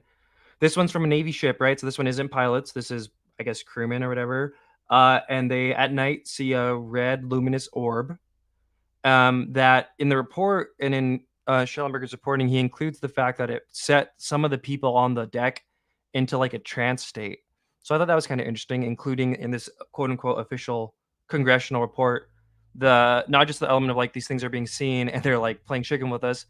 Maybe there's an element that these things are actively impacting the witnesses and like putting them in a trance. So I don't know, kind of interesting. Any kind of thoughts on this? Well, they said that the light from the orb wasn't showing on the water or like the deck, right? What was that whole part? Yeah, that was kind of interesting too, that they kind of noted it. Should we just run it back? I'm kind of down. It's pretty short. Let's do it. In another incident, the crew of a Navy aircraft carrier watched a small orange-red sphere rapidly descend from a high altitude to 100 to 200 yards directly above the flight deck of the CVN aircraft carrier. The UAPs appeared to emit a soft orange-red light, which, bizarrely, did not illuminate the ocean or the flight deck of the CVN, despite the visual appearance of intense luminosity. The surface of the UAP was observed to be dynamic, roiling like the surface of the sun. Okay, and I guess the AI thing I included, I guess, didn't pick up that trans thing, so that's why I'm kind of glad I emphasized it, because he definitely did write about it, and apparently that definitely was in the report. So yeah, the interesting emphasis on the luminosity of it. I don't know what to make of it. Is that how Elizondo described his orbs in his house too? That kind of. No, but there was a Twitter user who I interviewed a couple times, and then who Sean Cahill ended up interviewing, and Sean Cahill ended up sharing my drawing of it. I'll see if I can find it, but like. Basically, this guy said, he described this, but he said that he was looking at it through night vision. He had night vision goggles on, and that it was this glowing light. But when he looked at it through the night vision, that it was a metallic sphere with other spheres like orbiting around it, like spinning around it, smaller ones. And when he took them off, it was just a light. And when he put them back on, it was that. Have you guys ever heard this story before? No. If you could find it, send it to me, and I'll definitely pop it up here. All right, cool. Hold up. Honestly, I'm still like surprised, just like the shining of the light, like not coming up on the water or on the deck. Like, how the fuck? I mean, I guess it was. They said it was like 200 yards up, so maybe that's pretty high up there. But if they said it was like pretty bright, you'd think maybe something would be there too. I don't know. Really, really interesting. I guess we'll just kind of move on. But it was kind of. It's always fun, right, to hear an actual UFO case and not just hear.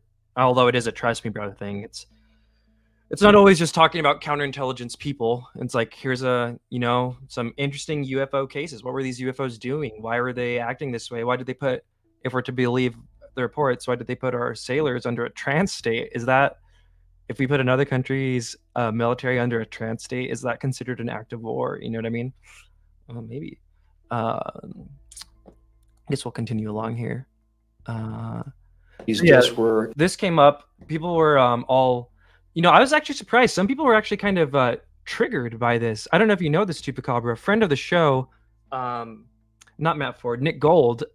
He was kind of like being a little snarky about this whole thing because of the inclusion of alien reproduction vehicle, which is a term that right there, that guy Mark McCandlish, who I believe is dead now, spoke about. So in the report, this is from Shellenberger's reporting, it says, the report concludes that the existence of Immaculate Constellation demonstrates the extent capability to detect, quarantine, and transfer UAP and ARV alien reproduction vehicle collection incidents before they observed and circulated within the military intelligence enterprise.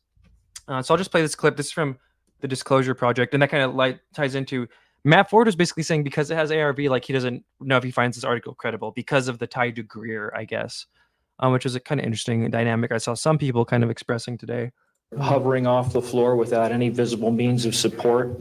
They were referred to as alien reproduction vehicles, also nicknamed the flux liner because they used high voltage electricity. But this is a diagram that I made based on a sketch that Brad Sorensen did for me in rough form, and subsequently cleaned that drawing up and made it much more accurate. Yeah, so then these discs were, as I said, there's John Greenwald, one of his takes on the whole thing, old becomes new again. So yeah, I don't know. Do you guys even know? I really don't even know much about ARVs. I think the concept is that like the craft itself is alive, right? I don't know. I know this Mark McCandlish guy. Is it the guy who died? Is it referring to like reverse engineered, like an alien reverse engineered vehicle? Yeah, that's how I take it. Is like they're just reproducing it. At first, I thought they were like it was a vehicle that reproduced aliens, like a little cloning machine or something. Yeah, that's where my mind goes with it. Yeah. Yeah, I like that they rebranded potentially to reverse engineered craft.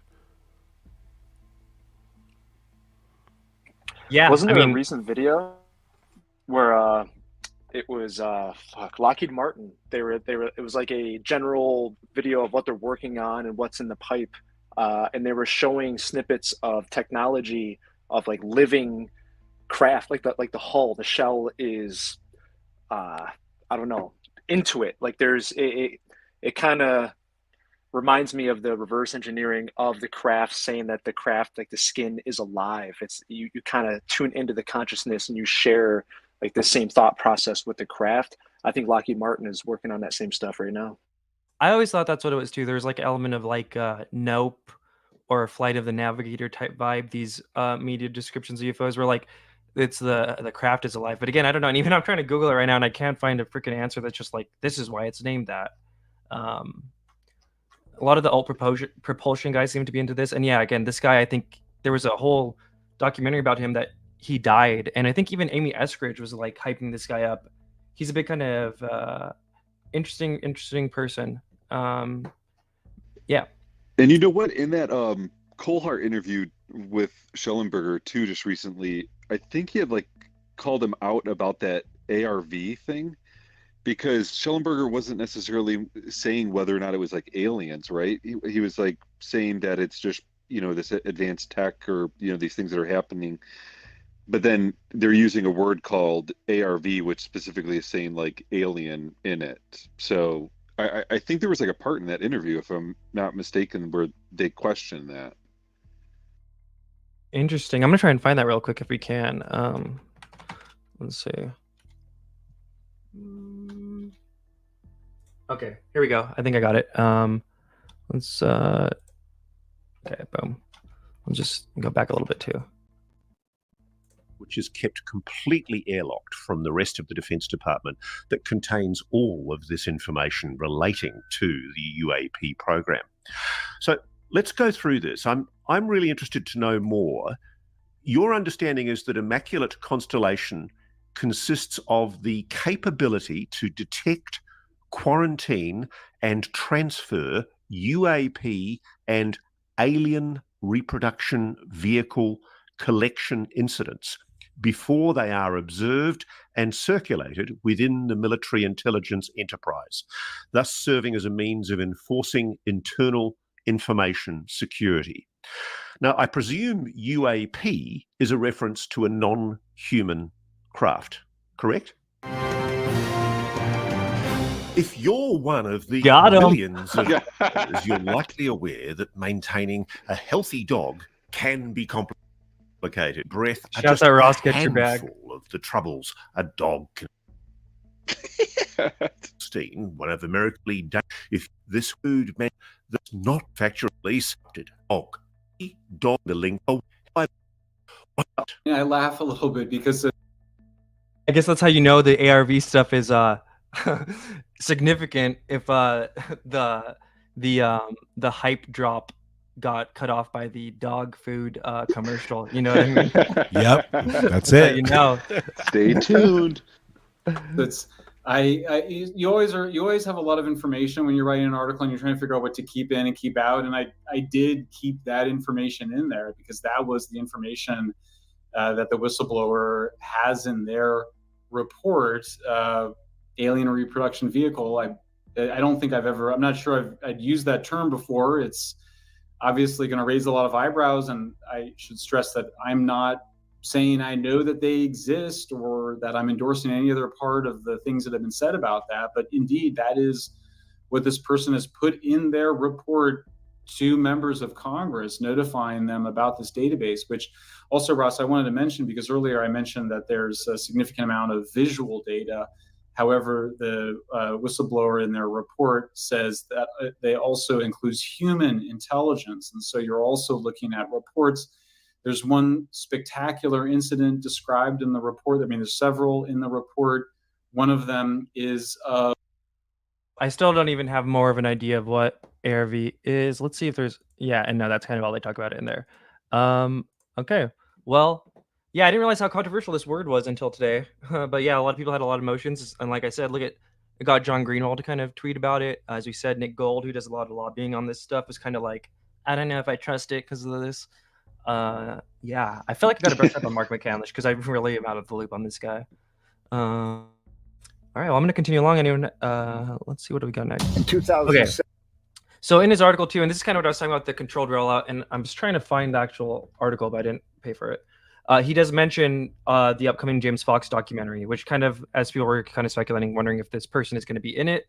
Maybe he doesn't. I don't think he necessarily specifies that he's going to be in it, but he does reference this Kirk McConnell, this staffer who was in the trailer. So we're just going to watch the trailer up until that Kirk McConnell bit. 2017, the New York Times published a story exposing a secret government program investigating UFOs. That story was kind of a catalyst for a lot of things that have happened since. Members of Congress started to ask questions. Instruments report there is something there. There are flight characteristics that we can't explain. UAPs are unexplained. It's true. They need to be investigated. Here we are having a hearing where just a few years ago, we didn't even acknowledge that these things were real. Do you believe that our government is in possession of UAPs? Absolutely, based on interviewing over 40 witnesses over 4 years. You're telling me people have come forward claiming firsthand knowledge of craft of non-human origin? That's correct. This is the guy. This is Kirk McConnell. He's a staffer. If anybody knows about him, feel free to jump in. But from what I remember, he was, I think, Gillibrand or Rubio or one of these like senators, staffers who's on these committees that were dealing with this UFO stuff. I think he helped draft a lot of the UAP disclosure acts over the years. He was in that one famous photo, I believe. Let me see if I could pull it up. Actually, no, I don't really want to right now. But the one with Kirkpatrick and Brandon Fugel. You guys remember that when Kirkpatrick got low-key exposed? So yeah, like I said, I don't know if it's just kind of like for the readers to kind of have like a greatest hits kind of thing of recent stuff, but Shellenberger does mention James Fox and specifically this appearance by Kirk McConnell in his article. I don't know if it's an indicator that like they're working together or not, but I think it kind of does show they're like what camp. And it's not always a bad thing, right? But it is just worth noting, like he does, and he also kind of shills Lou's book a little bit in the thing too, which I didn't really pull anything for, but just kind of like where this person is, where their information's coming from. Like this person coming out in the documentary, I actually did think was pretty amazing. He's also part of the UAP Disclosure Fund. I don't know if you know that Tupacabra, this Kirk McConnell guy. But yeah, any thoughts on like Kirk McConnell and James Fox being mentioned in the article? And I don't know, anything? More alarm bells for me about that circular reporting situation, but maybe it's good, that these guys are, affirming each other. But I did not know that McConnell was in the UAP DF. Yeah, he is Kirk McConnell. Let me see if I could. Oh yeah, I have it up here. Boom. There he is. 2 over for Matt Ford. Wow. Let me click on him. No, yeah. So here's the UAP Disclosure Fund. Lou Elizondo, 1 below Lou. Let's run through it again. So yeah, this was the fund this is kind of like their newest little UFO org that they're trying to like use to raise money, I guess, for whistleblowers and funding. Lou Elizondo, Gary Nolan, Carl Nell, Christopher Mellon, Kirk McConnell, as I said, former senior staffer for the U.S. Senate Committee on Armed Services, Yuan Feng, Matthew Ford, friend of the show, Leslie Duckworth, and Ivan Hansel, chief counsel. I think this is the guy who was talking about UFO Twitter drama tonight on his show, who might be Lou Elizondo's lawyer too. But yeah, so Kirk McConnell's part of that crowd. Again, it just sucks that like my view of some of these people is tainted, because I think Kirk McConnell seems like a pretty cool dude to the subject. Probably has helped a lot behind the scenes. Yeah. James Fox hasn't tweeted anything about this today either, which I think is interesting, I guess. Maybe he's busy, but that is interesting. Yeah, because he kind of does give him a really big shout. I should have pulled it, but I just like can't find it right now, the actual article. But just trust me, bro, that he does mention it. Okay, I guess we'll just kind of continue along. We got a few more left. Kind of, I thought it was going to be a quick stream, but kind of turned into a long one. So yeah, I don't know. Do you guys have any thoughts on kind of the timing of this? All right, we have this upcoming UFO hearing. So there's actually 2 coming up here, and I think I'm probably going to do a stream at some point, just kind of like prepping for both of those in more detail. But there's one that's like the annual Arrow report with the Senate, and I think Gillibrand will kind of be there. That was the one where last year Kirkpatrick was like in a room with like a long table, and it was just like Gillibrand, right? Those happen annually for Arrow, and that's going to be cool because that's going to have this new guy. I forget his name, but definitely when I do the stream about that, the new Arrow director will be there. Now there's also this separate one, which is the House hearing, which I think is going to be headed by Nancy Mace there on the right, which is going to have Luna there, and that's going to be more akin to the Grusch hearing we saw last year, right? So there's 2 kind of styles of UFO hearings, and what a great time to be a UFO nerd, by the way. It's an amazing time period. The Senate one and the House one. So I'm curious if you guys think there's a possibility that this guy might be at the upcoming hearing, if Shellenberger's kind of taking it this seriously, and as we saw before, kind of prior to the last Grusch hearing, he was talking a lot about Grusch, right? He kind of seemed to be tuned into like, this hearing's going to happen. This is the whistleblower. I've talked to them for months.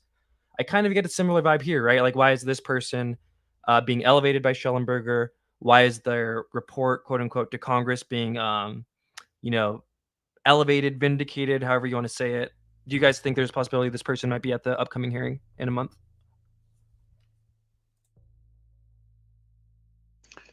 yeah, there's been no discussion or talk about I guess who's going to be there. I mean, I swear I hope Lou Elizondo is nowhere near that, but I do hope I see Jeremy Corbell's crazy Rasputin eyes in the distance behind whoever's testifying. Dude, his eyes were crazy that day, really crazy. And yeah, you know what? I think it's gonna be Lou, bro. And the worst part is I think Luna here on the left, her quote, "You guys will be happy." That's her to Askapol's Matt Laszlo in the hallway.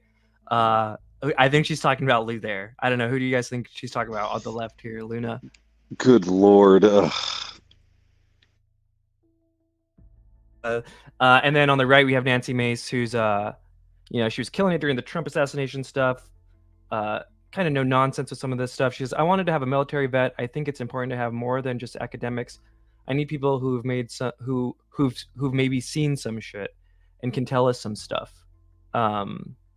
Yeah, Tuba, what do we got here down here in the thing? I found the clip where they were talking about Twitter drama. I haven't seen the whole thing, but if you want to play it. Oh, I'm hella down. Should we save it for the end? I think. Yeah, let's do that. We'll wrap up this and then we'll end with that. Yeah, that's hilarious because that's so that is the guy though. Let's go back. Actually, I'll save it. I have it up here, but looking at it, that is the same guy from the Disclosure Fund. Okay, so let's continue.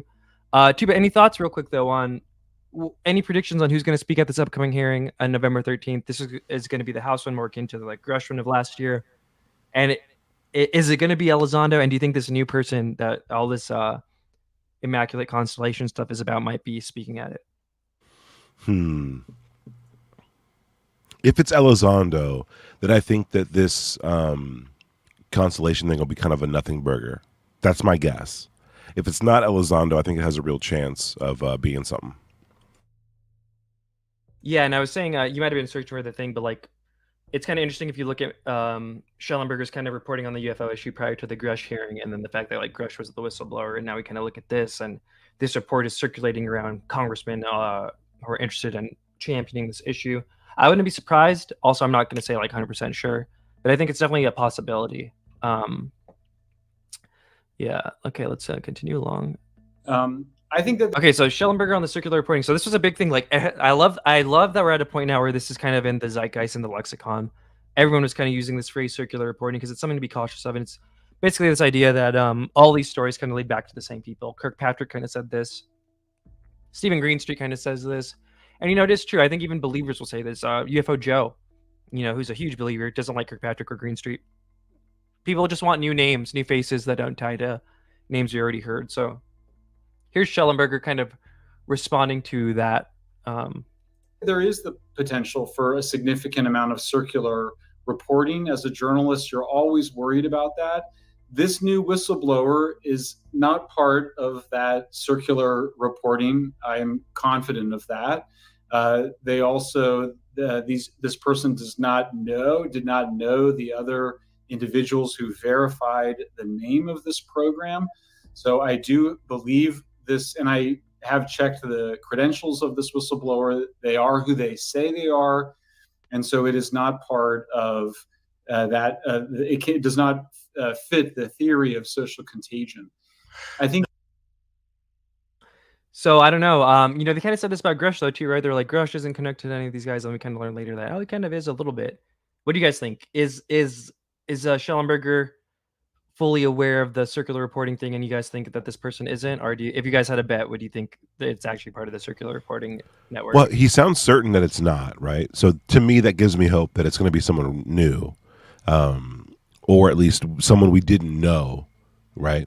That was involved in this at all. Maybe someone we know, but we didn't know was involved in this. That's how confident he sounds, and he seems like he does his research. The all you have to do is watch one Stephen Greenstreet video that was produced in the last 2 years to know exactly what who the group consists of. So like if he's came across one of those even on accident, he knows.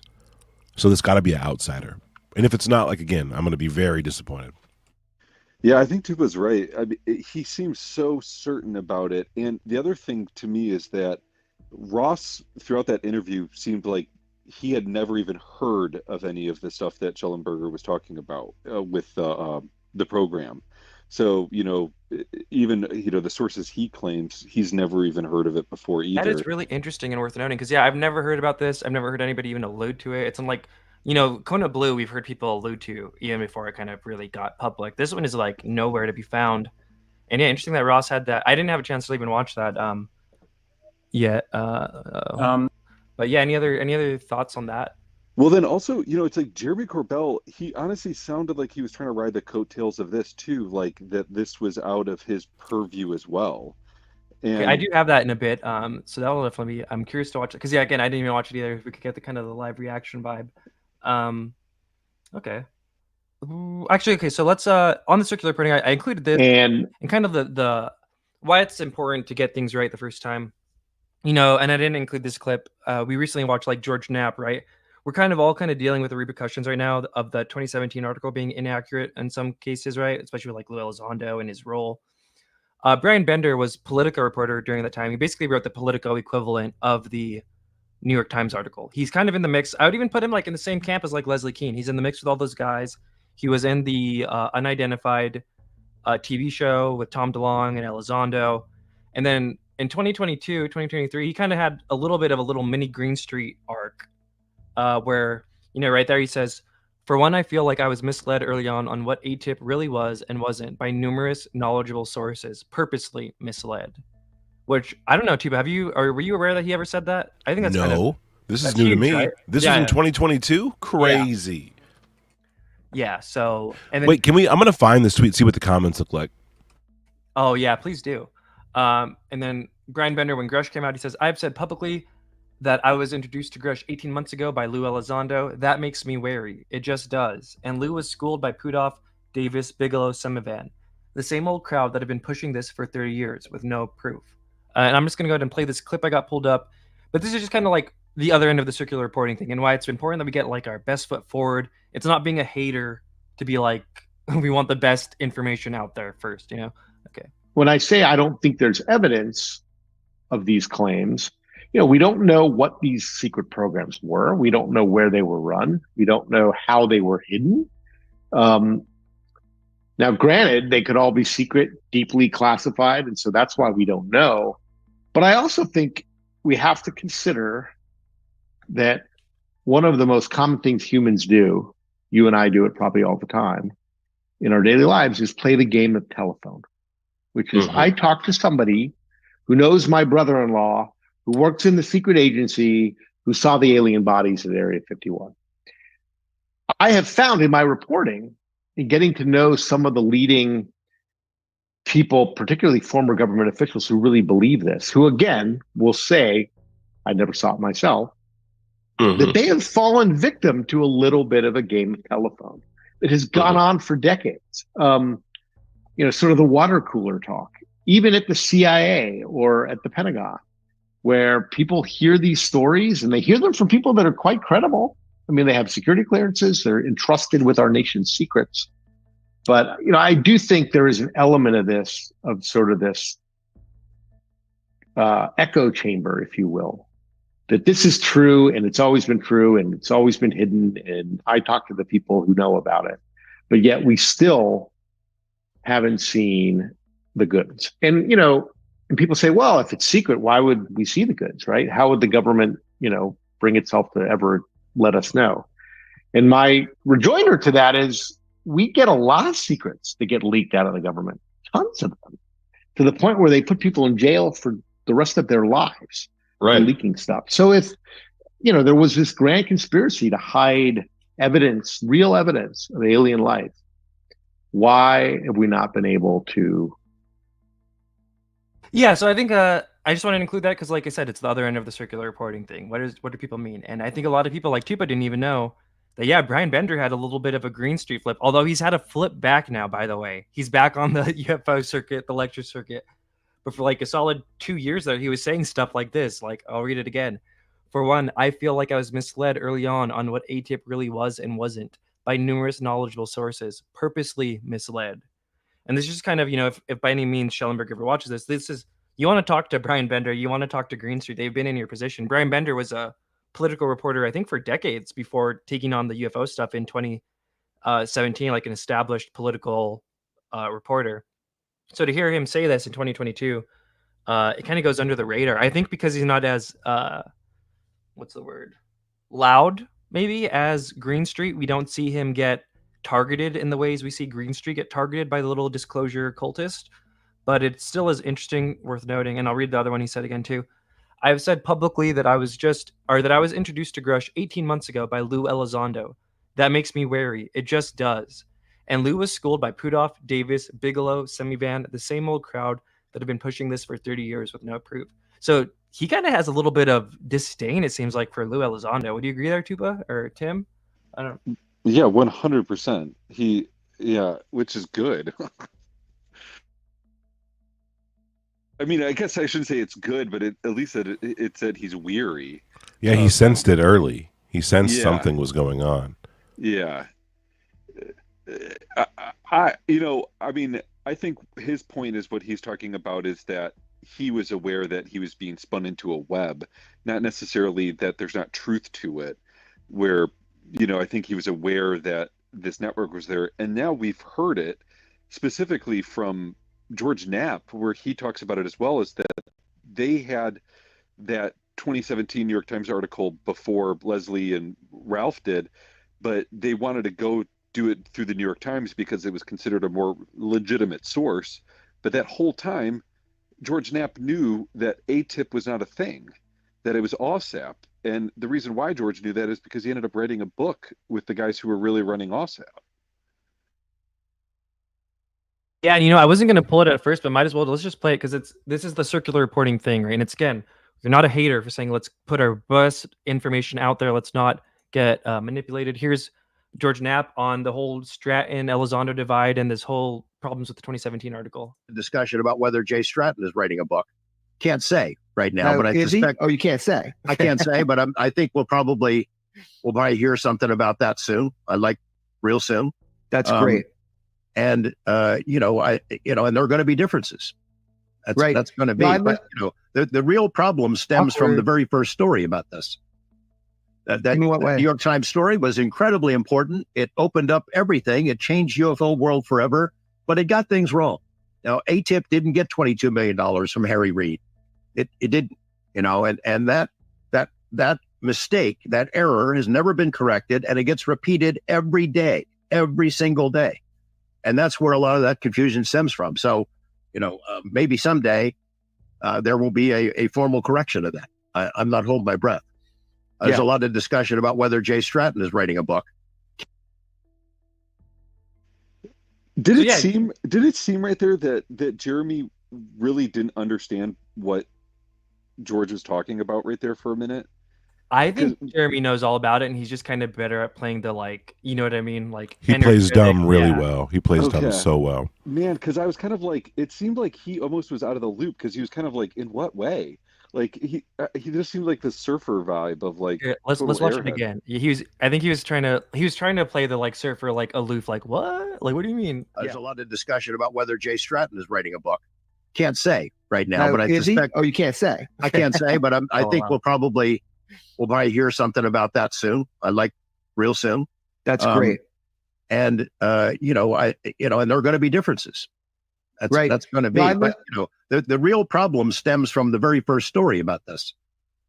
In what way? New York Times story was incredibly important. It opened. No, he seems like he's not aware. Forever. Maybe. I personally think he's aware. And Green Street did report that they both are on the Stratton camp. I think it's just an awkward position for a lot of these guys because how do you acknowledge this while also acknowledging that you shilled for Lou Elizondo's lie, right? I think everyone's kind of in an awkward kind of thing. I think he's aware, but maybe you're right. Maybe he's not aware, but that's kind of my read on the situation. An awkward, uncomfortable awkwardness. Yeah, and especially when Lou was on Knapp's Coast to Coast, it almost seemed like George was trying to give him an avenue to explain why the New York Times article came out the way it was. But Lou just doubled down on it, and then he lied, saying, no, I explained in my book that I was never part of OSAP. I specifically said it. And then Green Street's got that great clip where he's reading from the audio book, where he's when I came into OSAP, when I was brought into OSAP. Oh yeah, we covered that on the Stratton Elizondo stream. Where by Lou's own words, right? I'm not a Lou hater to point out that by Lou's own words, there's a lot of inconsistencies in his story. George in that interview was trying to give him an avenue to explain why that New York Times article had gotten so much wrong, because even he prefaces it that way, saying, there was so much wrong with that New York Times article. And it's because George knew. And part of me, that's why I've lost so much sort of respect for him, is because he just ended up shilling for it without ever speaking up about it. And in a way, he still does. Well, again, even here, he's afraid to say Lou Elizondo lied to Leslie Kean. I think Leslie Kean gets a bad rap on that. Although she is the journalist, right? She should have investigated or verified it. It's Lou Elizondo's lie. Yeah. And he's afraid to say it there too. And I think it kind of ties into that thing. What you're saying is a lot of these people shilled for him. And that's why I've been kind of vocal on the stuff I've been vocal about. Everyone who's tying their boat to Lou Elizondo, if everyone in the field did and he goes down, it just nukes the whole field, right? Yeah. I shot a message to Leslie Keane and to Ralph just to like ask him like to clarify that, because that, I mean, for them to still not speak out about that, I think is a big issue on their part. Yeah, and although Knapp kind of did in his own way by writing that book with Lukatsky, he kind of has in his own way kind of been like something's fishy here, but they're all afraid to like go out and say that Lou Elizondo is a liar. Absolutely, dude. He has a platform at any given time. Knapp could have said, hey, all my listeners, there's some things. He could have said what he said right now back in the day. He could have been repeating it. He could have made sure everyone knew it. You know, how can we ever trust this process again if they're willing to lie and cover for each other in this weird way? And we only find out later through like diligent reporting that has to like last through the fires of all this weird harassment and doxing and stuff. Crazy. What a crazy time to be in this community, let alone freaking making content and shit. But yeah, again, I just want to read one more time. Brian Bender, Politico journalist, established political reporter for decades at Politico. For one, I feel like I was misled early on what ATIP really was and wasn't by numerous knowledgeable sources, purposely misled. That emphasis on the purposely misled is also interesting too. Like, you know, it's not just Green Street saying it, guys. This is the Politico equivalent of the 2017 article saying it. This is basically like Leslie Keane saying it. I think how long until we get a Leslie Keane tweet like this or some statements like this from her? Because do you agree with me? Because even in that clip with Corbell and Knapp, like people are totally comfortable shitting on Leslie Keane, right? But they're afraid to call out Lou. It's weird. Leslie Keane, if you're listening, come on here. Let's discuss everything. We'll discuss who doxed Grusch. I'm working on that. It's going to be sick. We could discuss how Lou lied to you and how you're getting a bad rap, although you probably should have verified it too. Yeah, dude, for sure.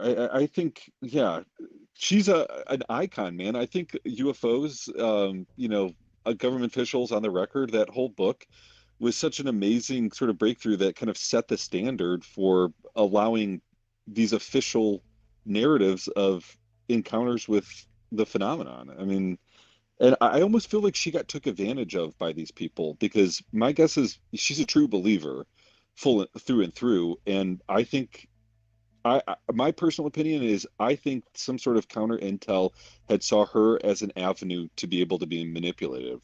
Is there anyone in this freaking story who doesn't seem like was taken advantage of? You know what I mean?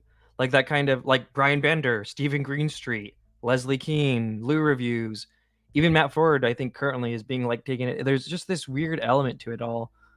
Counter intel spook, but also lying narcissist Lou. Yeah, like everyone. I can't think of a name where it's like, no, even Shellenberger, right? I would like to imagine Shellenberger hasn't, but I just can't help but get the feeling he's also, like, in a few years we might see a tweet like this from Shellenberger. You know what I mean? James McPherson says, Elizondo is the face of the movement. When the face of the movement is found to be a fraud, the whole movement suffers. And that's what I've been saying too. Tupa's been saying, Tim, I think, says too. And again, I don't hate people who don't say this, but that's why we are so vocal about it, because we do love the subject. We want disclosure. And the face of the movement being a fraud, and not just a fraud, somebody who engaged in the harassment of hundreds of civilians using illegal police databases and really gross, disgusting stuff. That's why we cover it. Fortunately, there was only like one comment on my last stream we did, Tupa, about the Busch Gardens gift that was like, this is dumb, da-da-da. It seems like people are actually interested in it and starting to understand that, like, this is serious, like Lou Elizondo himself said. But yeah, really, really crazy. Let's continue on. There's a few more left. And then we'll watch that Twitter thing. What do we got next? Oh, yeah. So here's Corbell on it. I haven't seen this yet, so this will be interesting to see. Because, yeah, there's also this weird element of, like, people wanting to have the story, right? And if the story isn't theirs, they kind of, I don't know, shit on it or... to get re-engaged, okay? Does the government have information and doesn't share it? An explosive new report by independent journalist, friend of show, Michael Shellenberger, threatens to crack the truth about what the government has been hiding. Shellenberger says he can confirm a government whistleblower revealed the Pentagon is illegally hiding a secret UFO collection program. Investigative journalist Jeremy Corbell says this confirms everything he's been saying for years, and it's only the tip of the iceberg. Joins me now. Not a long segment, because Jeremy, you warned me. We don't know yet. Paint within the lines, you said. And I never did that well. It's why the nuns beat me. So what do you want people to know about what the right questions are to be asking right now? That's great. So yeah, Chris shout out to journalist Michael Shellenberger, because his reporting is accurate, particularly in exposing the Immaculate Constellation. It's a UAP reconnaissance program. I can affirm this 100%.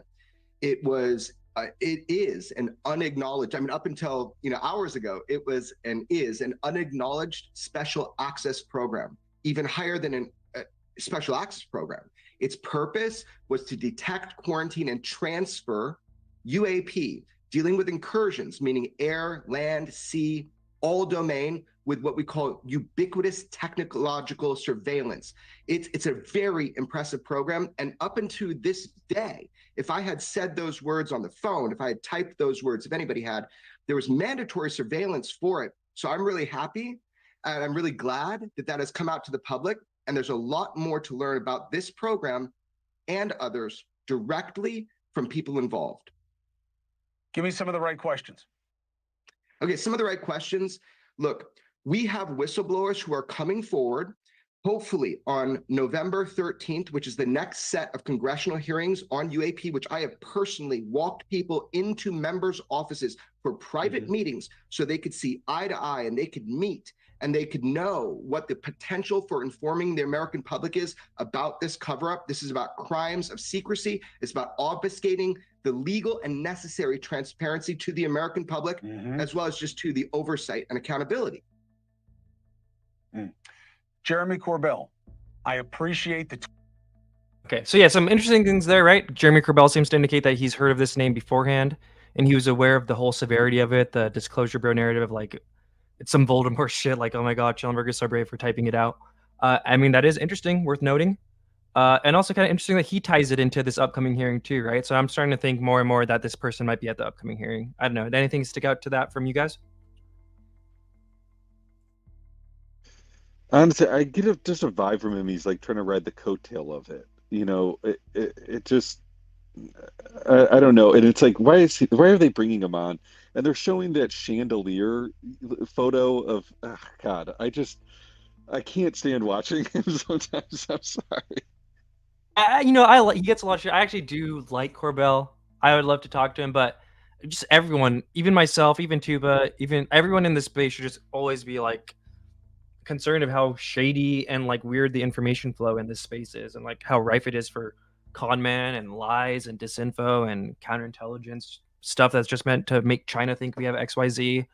Well, I think the other thing too is like I'm not a Bob Lazar person. Like I just can't believe that he's duped by that whole thing, and I think there's a ton to that, but I just can't get past that he's so bought into that. Yeah, right. That's a big one for a lot of people. Jake Murphy says, when is the next hearing? November 13th. And honestly, I don't know. I'm sure Vetted's doing one. I might end up doing one too. I don't know. We'll see a live reaction. Maybe we'll get a nice panel here. It might be fun to do. But yeah, so Corbell kind of validating it. I don't know, Tupa, any thoughts on Corbell? Let's just hit this. Why not? Have patience on me. Don't give up on me. I'm on cosmic time. There he is. There he is.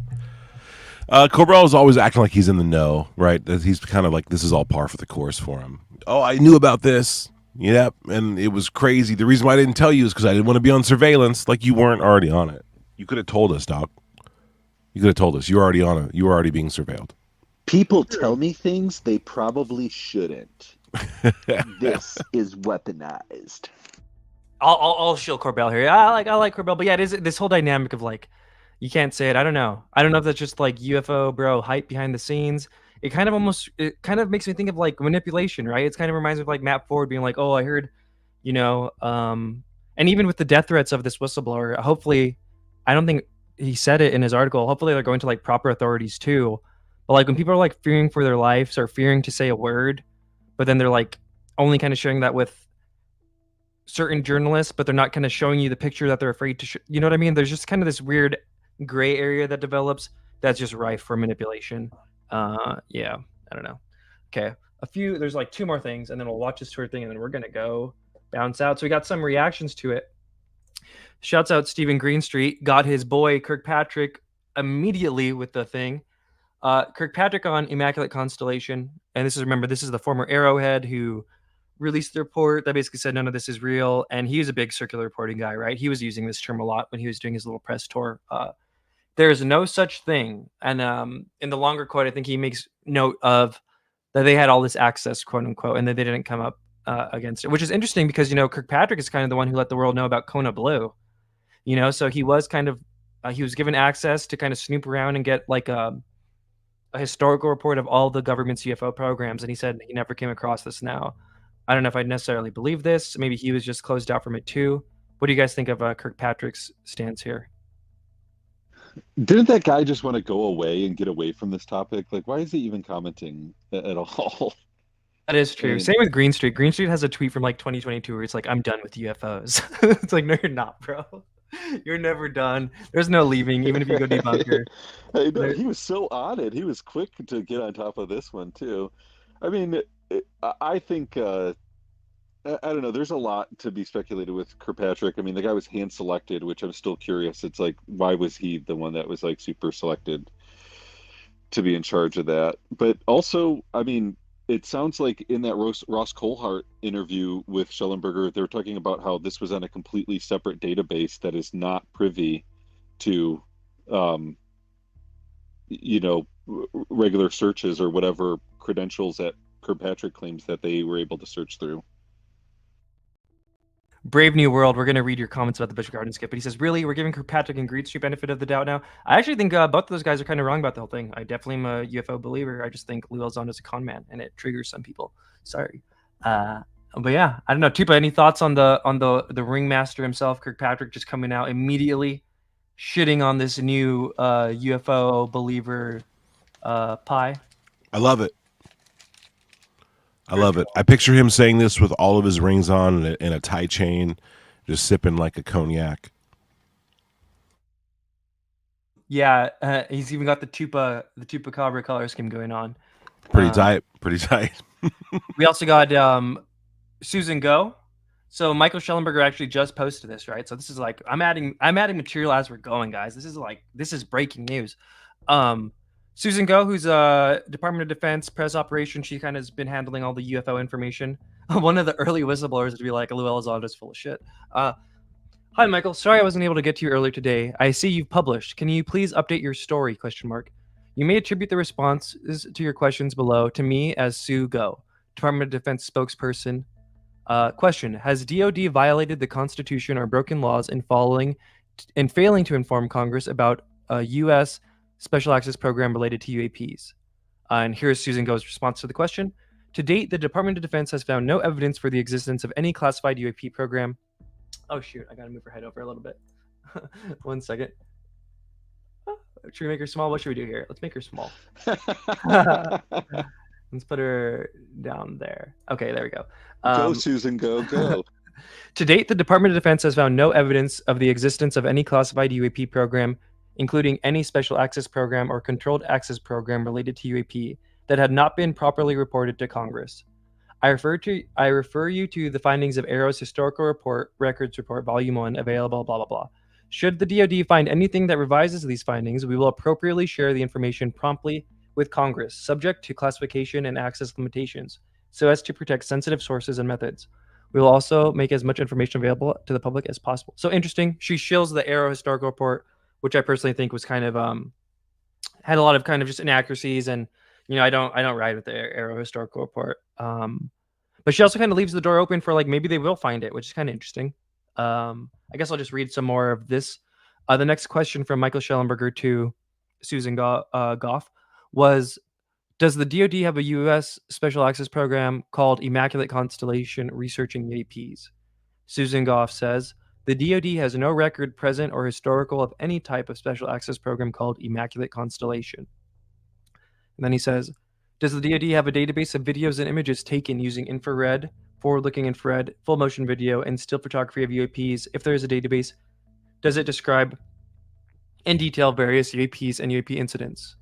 And Susan Gough says, Arrow's files contain all available data to each UAP case, regardless of modality or classification. I refer you to the Office of the Director of National Intelligence concerning intelligence community databases.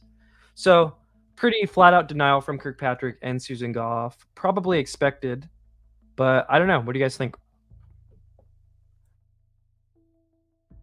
If not, I mean, why are they? I don't get why Kirkpatrick is even mentioning that at all. I mean, is he claiming that he had searched for that, or that he had never saw it from any of his searches? And then, not to mention, again, it's that Shellenberger was saying is that this was kept on a completely separate server or something. That this was like on an off, not an official thing. Like that's his biggest issue, is that this is not in a oversight of Congress. That this is kept completely outside of the purview of Congress.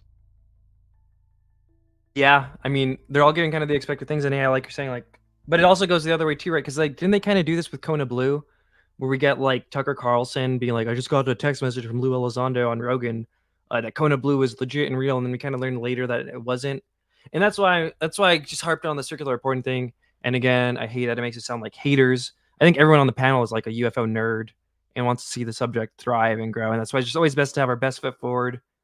That's a good point. Yeah. Yeah, I totally forgot about that too, with the Tucker Carlson thing. Yeah. I mean, I just think it's strange that why are they? I mean, isn't he done with Arrow? So what is his point with it? Is it just that he would have been aware of it? Like, why aren't they asking the current Arrow director? It is interesting too, right? Because there's also this element, and I have a lot of empathy with Kirkpatrick on the whole harassment front, where he seems like he was like sick of it and couldn't wait to leave, but he is kind of quick to give all these responses still, right? Yeah, totally. And then it seemed like it was super hard for even Green Street to get an interview with him. Like Green Street out of anyone. And it was like he was like refusing to do an interview with him for the longest time, which you would think if Green Street was some, covert, government intel guy, that they would be using him to feed this information out. But he didn't want to do an interview for the longest time. And then when he did do an interview with him, he's like, "All right, you got 30 minutes and I'm done." But now it's like, it seems like Green Street can reach out to him whenever to get a comment on this stuff. Yeah, really, really interesting. And that's kind of like the end of the presentation. We do got this little Twitter thing, but overall, and I guess I'll ask it to the chat too and to the panel, do you guys think Immaculate Constellation was a real thing? Is Shellenberger falling victim to circular reporting? Do you think they're going to be, this whistleblower is going to be at the congressional hearing? Just broad thoughts on just all the info taken in. It sounds like the Immaculate Constellation is in reference to what Patrick Jackson is looking into. What makes you say that? This is the Sphere Orb Network, right? Yeah, because of what Corbell said, like this, it's about like identifying, you know what I mean, and then taking down or whatever these intrusive or incursions.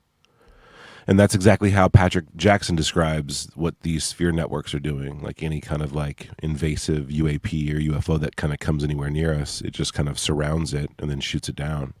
And normally it would they just wouldn't even be seen, right? They would never crash if it wasn't for this sphere network. But who knows? Where are you going, Tim? Because I know going into this, you're big on Shellenberger, right? I feel like you put a lot of credence in him. But there's also like Shellenberger meets the freaking UFO community, and like it was cool that we saw him acknowledge that like this subject, this information flow in this specific arena is crazy. So what do you think? Everything, Tim T. Yeah, I'm not gonna like shill for Shellenberger, but I do think he's a pretty thorough person. I mean, my thoughts here: the phenomenon is real. I think he's wading through this muddy water of trying to figure out what is true and what is not. I think it's good that he says that he's agnostic to the thing in general. His biggest point is there is something that's going on that is not in the purview of Congress, that is against constitutional authority. And that is his big stretch that goes from the Twitter files to everything that's going on with UAP, UFO stuff. So his big thing is secrecy within government that needs to be brought out to light, whether it's true, whether it's not, within those areas there. And my biggest thing is I hope that he starts to have more of a dialogue with other journalists, either people like Green Street or the other gentleman that you were talking about that had felt burnt. Yeah, Brian Bender. Yeah, Brian Bender, that he has more discussions with them about trying to wade what it is. But, I think the biggest thing to stretch here is that he's not saying whether or not they're aliens, they're phenomenon, they're coming here, how long they've been here. His biggest thing is that the government knows something. The government is hiding information from the public. It's a democracy. People have the right to know what is happening. Yeah, and even if he does fall victim to circular reporting, I don't know. I feel like he would raise hell if he was to have a Green Street flip or something like that. And we probably learned a lot of really interesting things. You know what I mean? Oh, absolutely. And I think at that point, once he realizes it's bullshit or it's false, he'd probably start to name names of people who were part of that. So, I think whoever is trying to spin him into a web is not necessarily understanding specifically what he would be able to report on if he finds out what it is. But yeah, and I forgot I did have this, and you sent it to me too. We do have Danny Sheehan just tweeted about this. Let's just include his thing on this real quick. Is it gonna let me? It's true. We've known about this particular whistleblower as well as 2 others who have confirmed the existence of the Immaculate Constellation UFO UAP program. If none of these 3 sources are called to testify publicly, Congress will essentially be failing in its constitutional duty. They are now on notice. Oh shit, Congress, you are officially on notice from Danny Sheehan. He is going to unleash Sawan on you. This program is completely unconstitutional, a violation of Article 1 of the Constitution, which is one of the most fundamental premises. So see, it seems like even here, he's advocating for this person to be at the hearing, right? And I'm just going to go ahead and like and retweet it. Why not? Congress is officially on notice by Danny Sheehan and activated Red Panda Koala. You've been told. Yeah. Okay. So I think that's kind of the gist of everything. Let's see some people in the chat what they were saying, and then we'll play this last clip at 2%, and we'll close it out here. It's been fun, guys. Beats and Meats says, absolutely real. B. Baker, friend of the show, we love you, B. Baker, says, this is yet another game of UFO telephone thanks to the intel community. Galactic Federation Ambassador Catherine Saber says, Majestic 12, Zodiac, there are 12 Immaculate Constellations. Let's see. JP Cole says, the whistleblower, dun, dun, dun. Let's see where else we at. Dr. Strangelove says, Shellenberger's account of the orange orb over an aircraft carrier is not new news. It was reported back in 2022. Circular reporting, question mark. Good point, good point. B. Baker says, Immaculate Conflatulence is the new Kona Blue. That's a pretty funny one. It's pretty funny of the puns we've heard. Galactic Federation Ambassador says, Green Street is a self-admitted government propagandist. Brave New World says, Shellenberger said he is only reporting on UAP if he has a solid story with solid sources, ... He also won't go beyond crash retrievals or even if the craft are NHI. B. Baker on the ARV topic says, ARV, Alien Reproduction Vehicle, Stephen Greer technology, which is absolutely bunk. Let's see here. Okay, I think... Oh, Hubert says, great work again, RPK. Thanks. Yeah, hopefully... this will be good. Let's go to the Twitter drama stuff too. And it's funny. I wanted to pull this up. That's kind of the end of the Shellenberger stuff. This last part's just going to be a little bit of a messing with the shit. But there was a funny comment about our Busch Gardens episode that I don't know even if I could find it. Oh, Brave New World says, then why don't you talk about how he moved disclosure forward without Lou Elizondo instead of wasting all of your time bitching about him and his trip to Busch Gardens? First of all, the Busch Gardens gif is funny. Beats and Meats back me up. The Busch Gardens gif was such a funny ass title. I laughed about it for way too long. Big up Star BK. No, it's not fun. It definitely hasn't been fun for any of the people who talk about it. The fact that Lou Elizondo is a con man, especially the people who talked about it early. But I think by educating people on how he is, that's how we kind of move and isolate past this. And I think to date, Tupa was there. That Jay Stratton versus Elizondo stream we did, I think, is the best single media source to kind of really hash out what the hell's going on here. And a lot of people are like out of the loop on that. If you're, I think so. Following the propaganda narrative out there, yeah.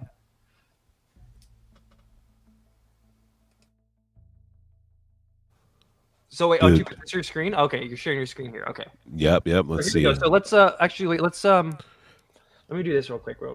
So that guy that we're looking at, just so we're all on the same page, he's also on the UAP Disclosure Fund, and he's this guy, Ivan Hanel, corporate general counsel and trial attorney barred in Arizona, California, and Colorado. Ooh. Elizondo hired a lawyer barred in my state. So yeah, that's the person who Tupa we're gonna watch right now, and I guess this is what he said tonight on the Good Trouble Show. Let's see. State of affairs for civics. Yeah, absolutely. This whole thing, this kind of Twitter drama that I think some people on I keep calling it Twitter X, as far as like the Lou Elizondo folks and then the Jay Stratton folks, people need to stop with that. Lou and Jay have done really great things for this country. They've done really great things to move this ball forward. This kind of internal bickering, it doesn't do this topic, this movement, any good. People need to put on their big boy, big girl pants, and let's move on and let's do the work. Now, I want to continue. Go ahead. You were about to say something. I certainly wouldn't want to represent Lou's voice here, but Lou, as everybody has ever seen, if you've ever watched him, he's an incredibly positive person. He has good things to say about people. He does not talk badly about people. He is a positive human being. And I think he wants that unity, amongst all his peers as well as others. He wants to see cooperation, community, and a positive movement. So at least, my personal experience with Lou is he is that type of person. I think that's represented quite well on anything he's ever been on. I've not heard him say a negative word. He is just not that person. He follows, I think, that principle. If you don't have anything good to say, don't say it. And so he's a very positive person, and I think he's a force for unification, and he brings a good reputation to the regular public. Yeah, I mean, I totally agree with him. I mean, folks, you're hearing this from Lou Elizondo's public attorney. I can tell you, in my experience, my extended conversations with Lou, I have never once heard him say a bad thing about Stratton or really anyone for that matter. He is a big believer of, we all are better as a team, not being fractured. So people that are out there on UFO Twitter, stirring all of this drama for clicks and whatnot, Guy, you're hurting it. You're hurting the effort. It's absolutely not worth it. Right. And even for things like, for getting the personal dramas, even for pieces of legislation, people have the right to have different opinions about UAP Disclosure Act or whatever, whatever the, eminent domain, everything attracts its critics. One person has its reasons and the other, different set, but gathering together and trying to really, not let the perfect be the enemy of the good, bridging relationships and moving together. And again, that's why I think UAP Disclosure Fund, through its efforts, will eventually hopefully serve as a central point for creating that lobbying force, which is, I think, sort of the accountability piece. And, All right, so Tuba, I'll let you riff on that first. Go for it. Well, I think it's strange, you know what I mean, that you have Lou's public attorney and Matt Ford basically, like, you know what I mean, glazing fucking Elizondo. They're talking about the fund. They're talking about the Disclosure Act.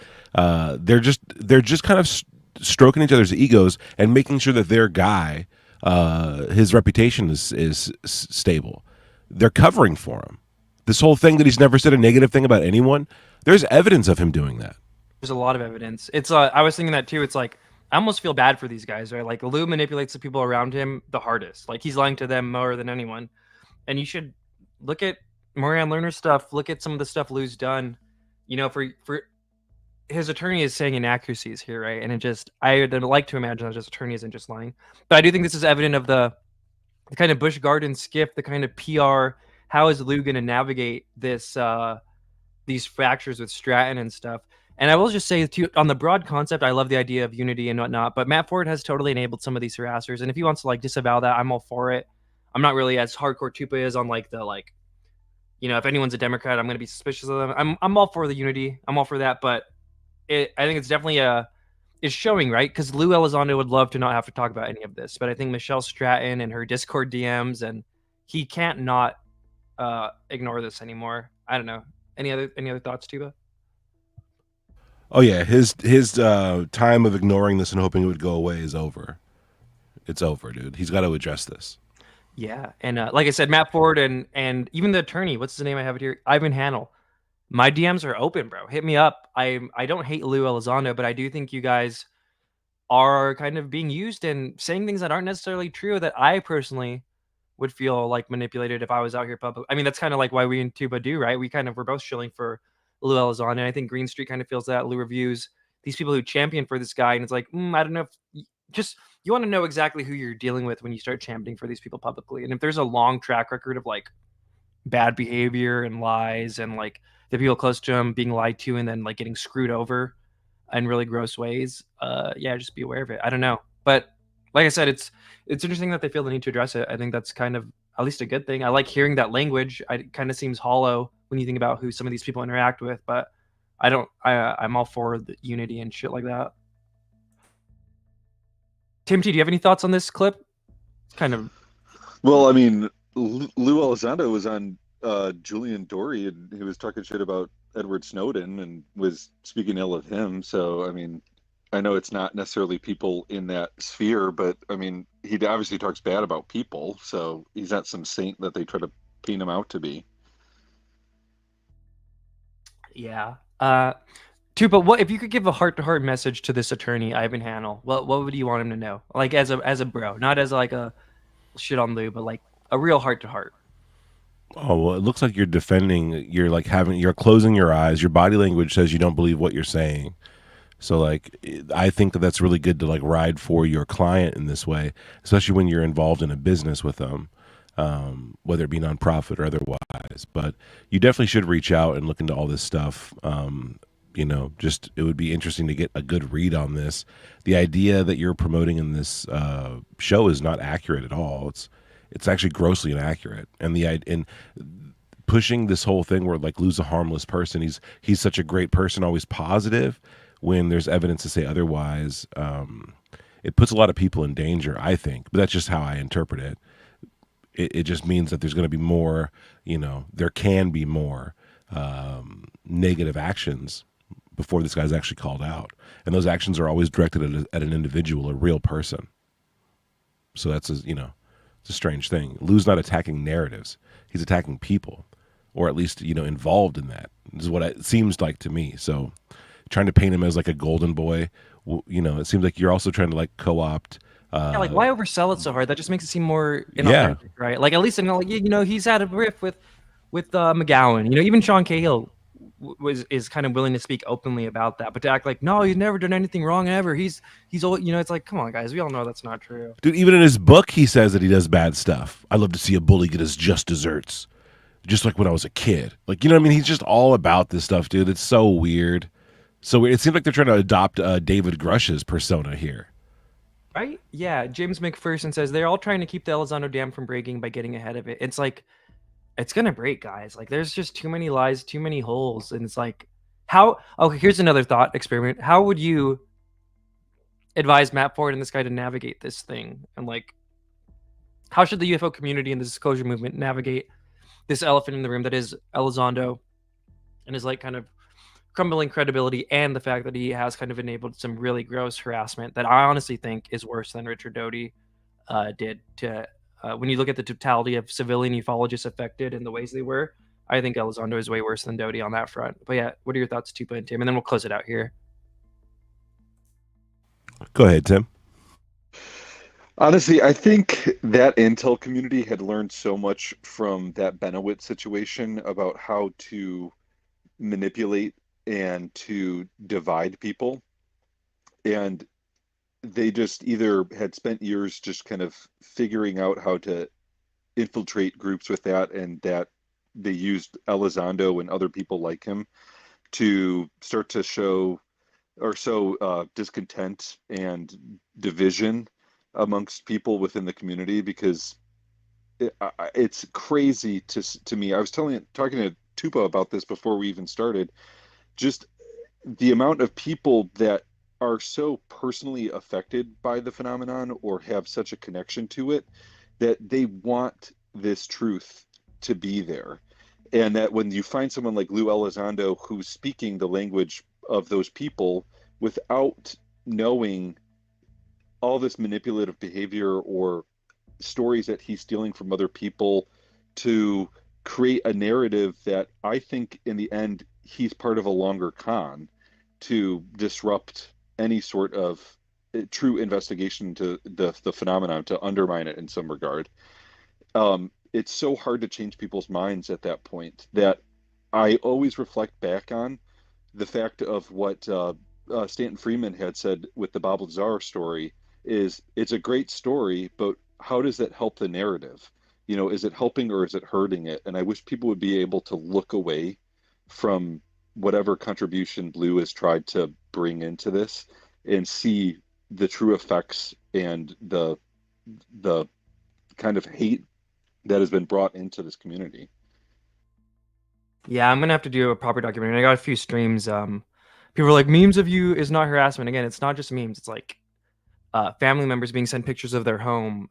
There was a murder involved by one of these little attack dogs that was completely covered up, and that attack dog felt like they were in contact with the lady, this entity that they're all. And I look forward to that episode with too, because I personally think that Chris Gray might have been in contact with the lady. But it's definitely more than just memes, guys. If it was just memes, I'd love that. I fucking love even memes that shit on me. I think are pretty funny as long as they're not. It's memes of me, someone putting a penis around my face like every day, you know, for months, and Lou Elizondo backs this guy. Yeah, I'm just not gonna like that, Lou. Sorry. But yeah, all right, guys. Well, that was fun. Any closing thoughts?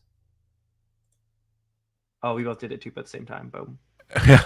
Why? It was on the screen for so long. Andrew was just like, you know what, screw it. I'm not even gonna talk, and I'm not gonna add a profile picture. I'm just gonna be on the screen with no words. And I tried to add a picture and it like closed it out, and I had to like rejoin. I'm just inept. I'm doing this all on my phone. Oh no! Oh, it's all good, man. It's all good. Final thoughts, dude. Great stream. This is a wild day. This whole thing. I can't wait to see how it turns out. I'll be on the lookout for this stuff, man. For real. Wild day. Yeah, I'm excited. Much respect. Thanks so much for the invite, and it was cool kind of hanging out and just chatting with this stuff with you guys. So appreciate it. Yeah, likewise, dude. man. Thanks, man. And Tim, yeah, you had the great insights today. I was like, oh, dude, we got to get Tim in because the Shellenberger stuff, you really helped me learn a lot. Praying for Shellenberger, praying it's all accurate. Yeah. Well, I'm gonna close it out then. Andrew, actually, do you want to say anything else? Do you have any thoughts? Not really. Thanks for having me. Wish I had a little bit more insights, but honestly, if anything, I was learning more than I had to input. But I appreciate the input. Dude, same. I didn't know a lot of this stuff. In fact, I just found out that Shellenberger follows me. But yeah, Shellenberger follows Tupa, dude. I was like, I thought I got him confused with Michael Schratt at first. So I was like, okay, big deal. Now then I'm watching all the stuff you're clipped, and I'm like, oh, this guy's kind of he's way different than I thought. He's in the mix, dude. He's in the mix. He's also in the mix with you on a lot of the political stuff. I mean, the Hunter Biden stuff, and I don't know. It'll be interesting to see where it goes, guys. You should reach out to him, see if he would get into the streams or something, because I think it would be interesting to have a discussion with him about really his depth into some of this field. I'd love to get him involved in like the UFO timeline stream. That would be actually awesome, because he has all these different, like, you know, there's all these different like dated things that have occurred, and he's got this insight. Yeah, that'd be great. That'd be great. Or Red, get him in here. I'm sure he'd pop in, dude. We get him in here if he does a tour for sure. Yeah, dude. All right. Well, with that, thank you guys. Thank you to the chat. Thank you. It was so much fun. We'll probably be in a space or something later, but yeah, fun times, guys. Thank you.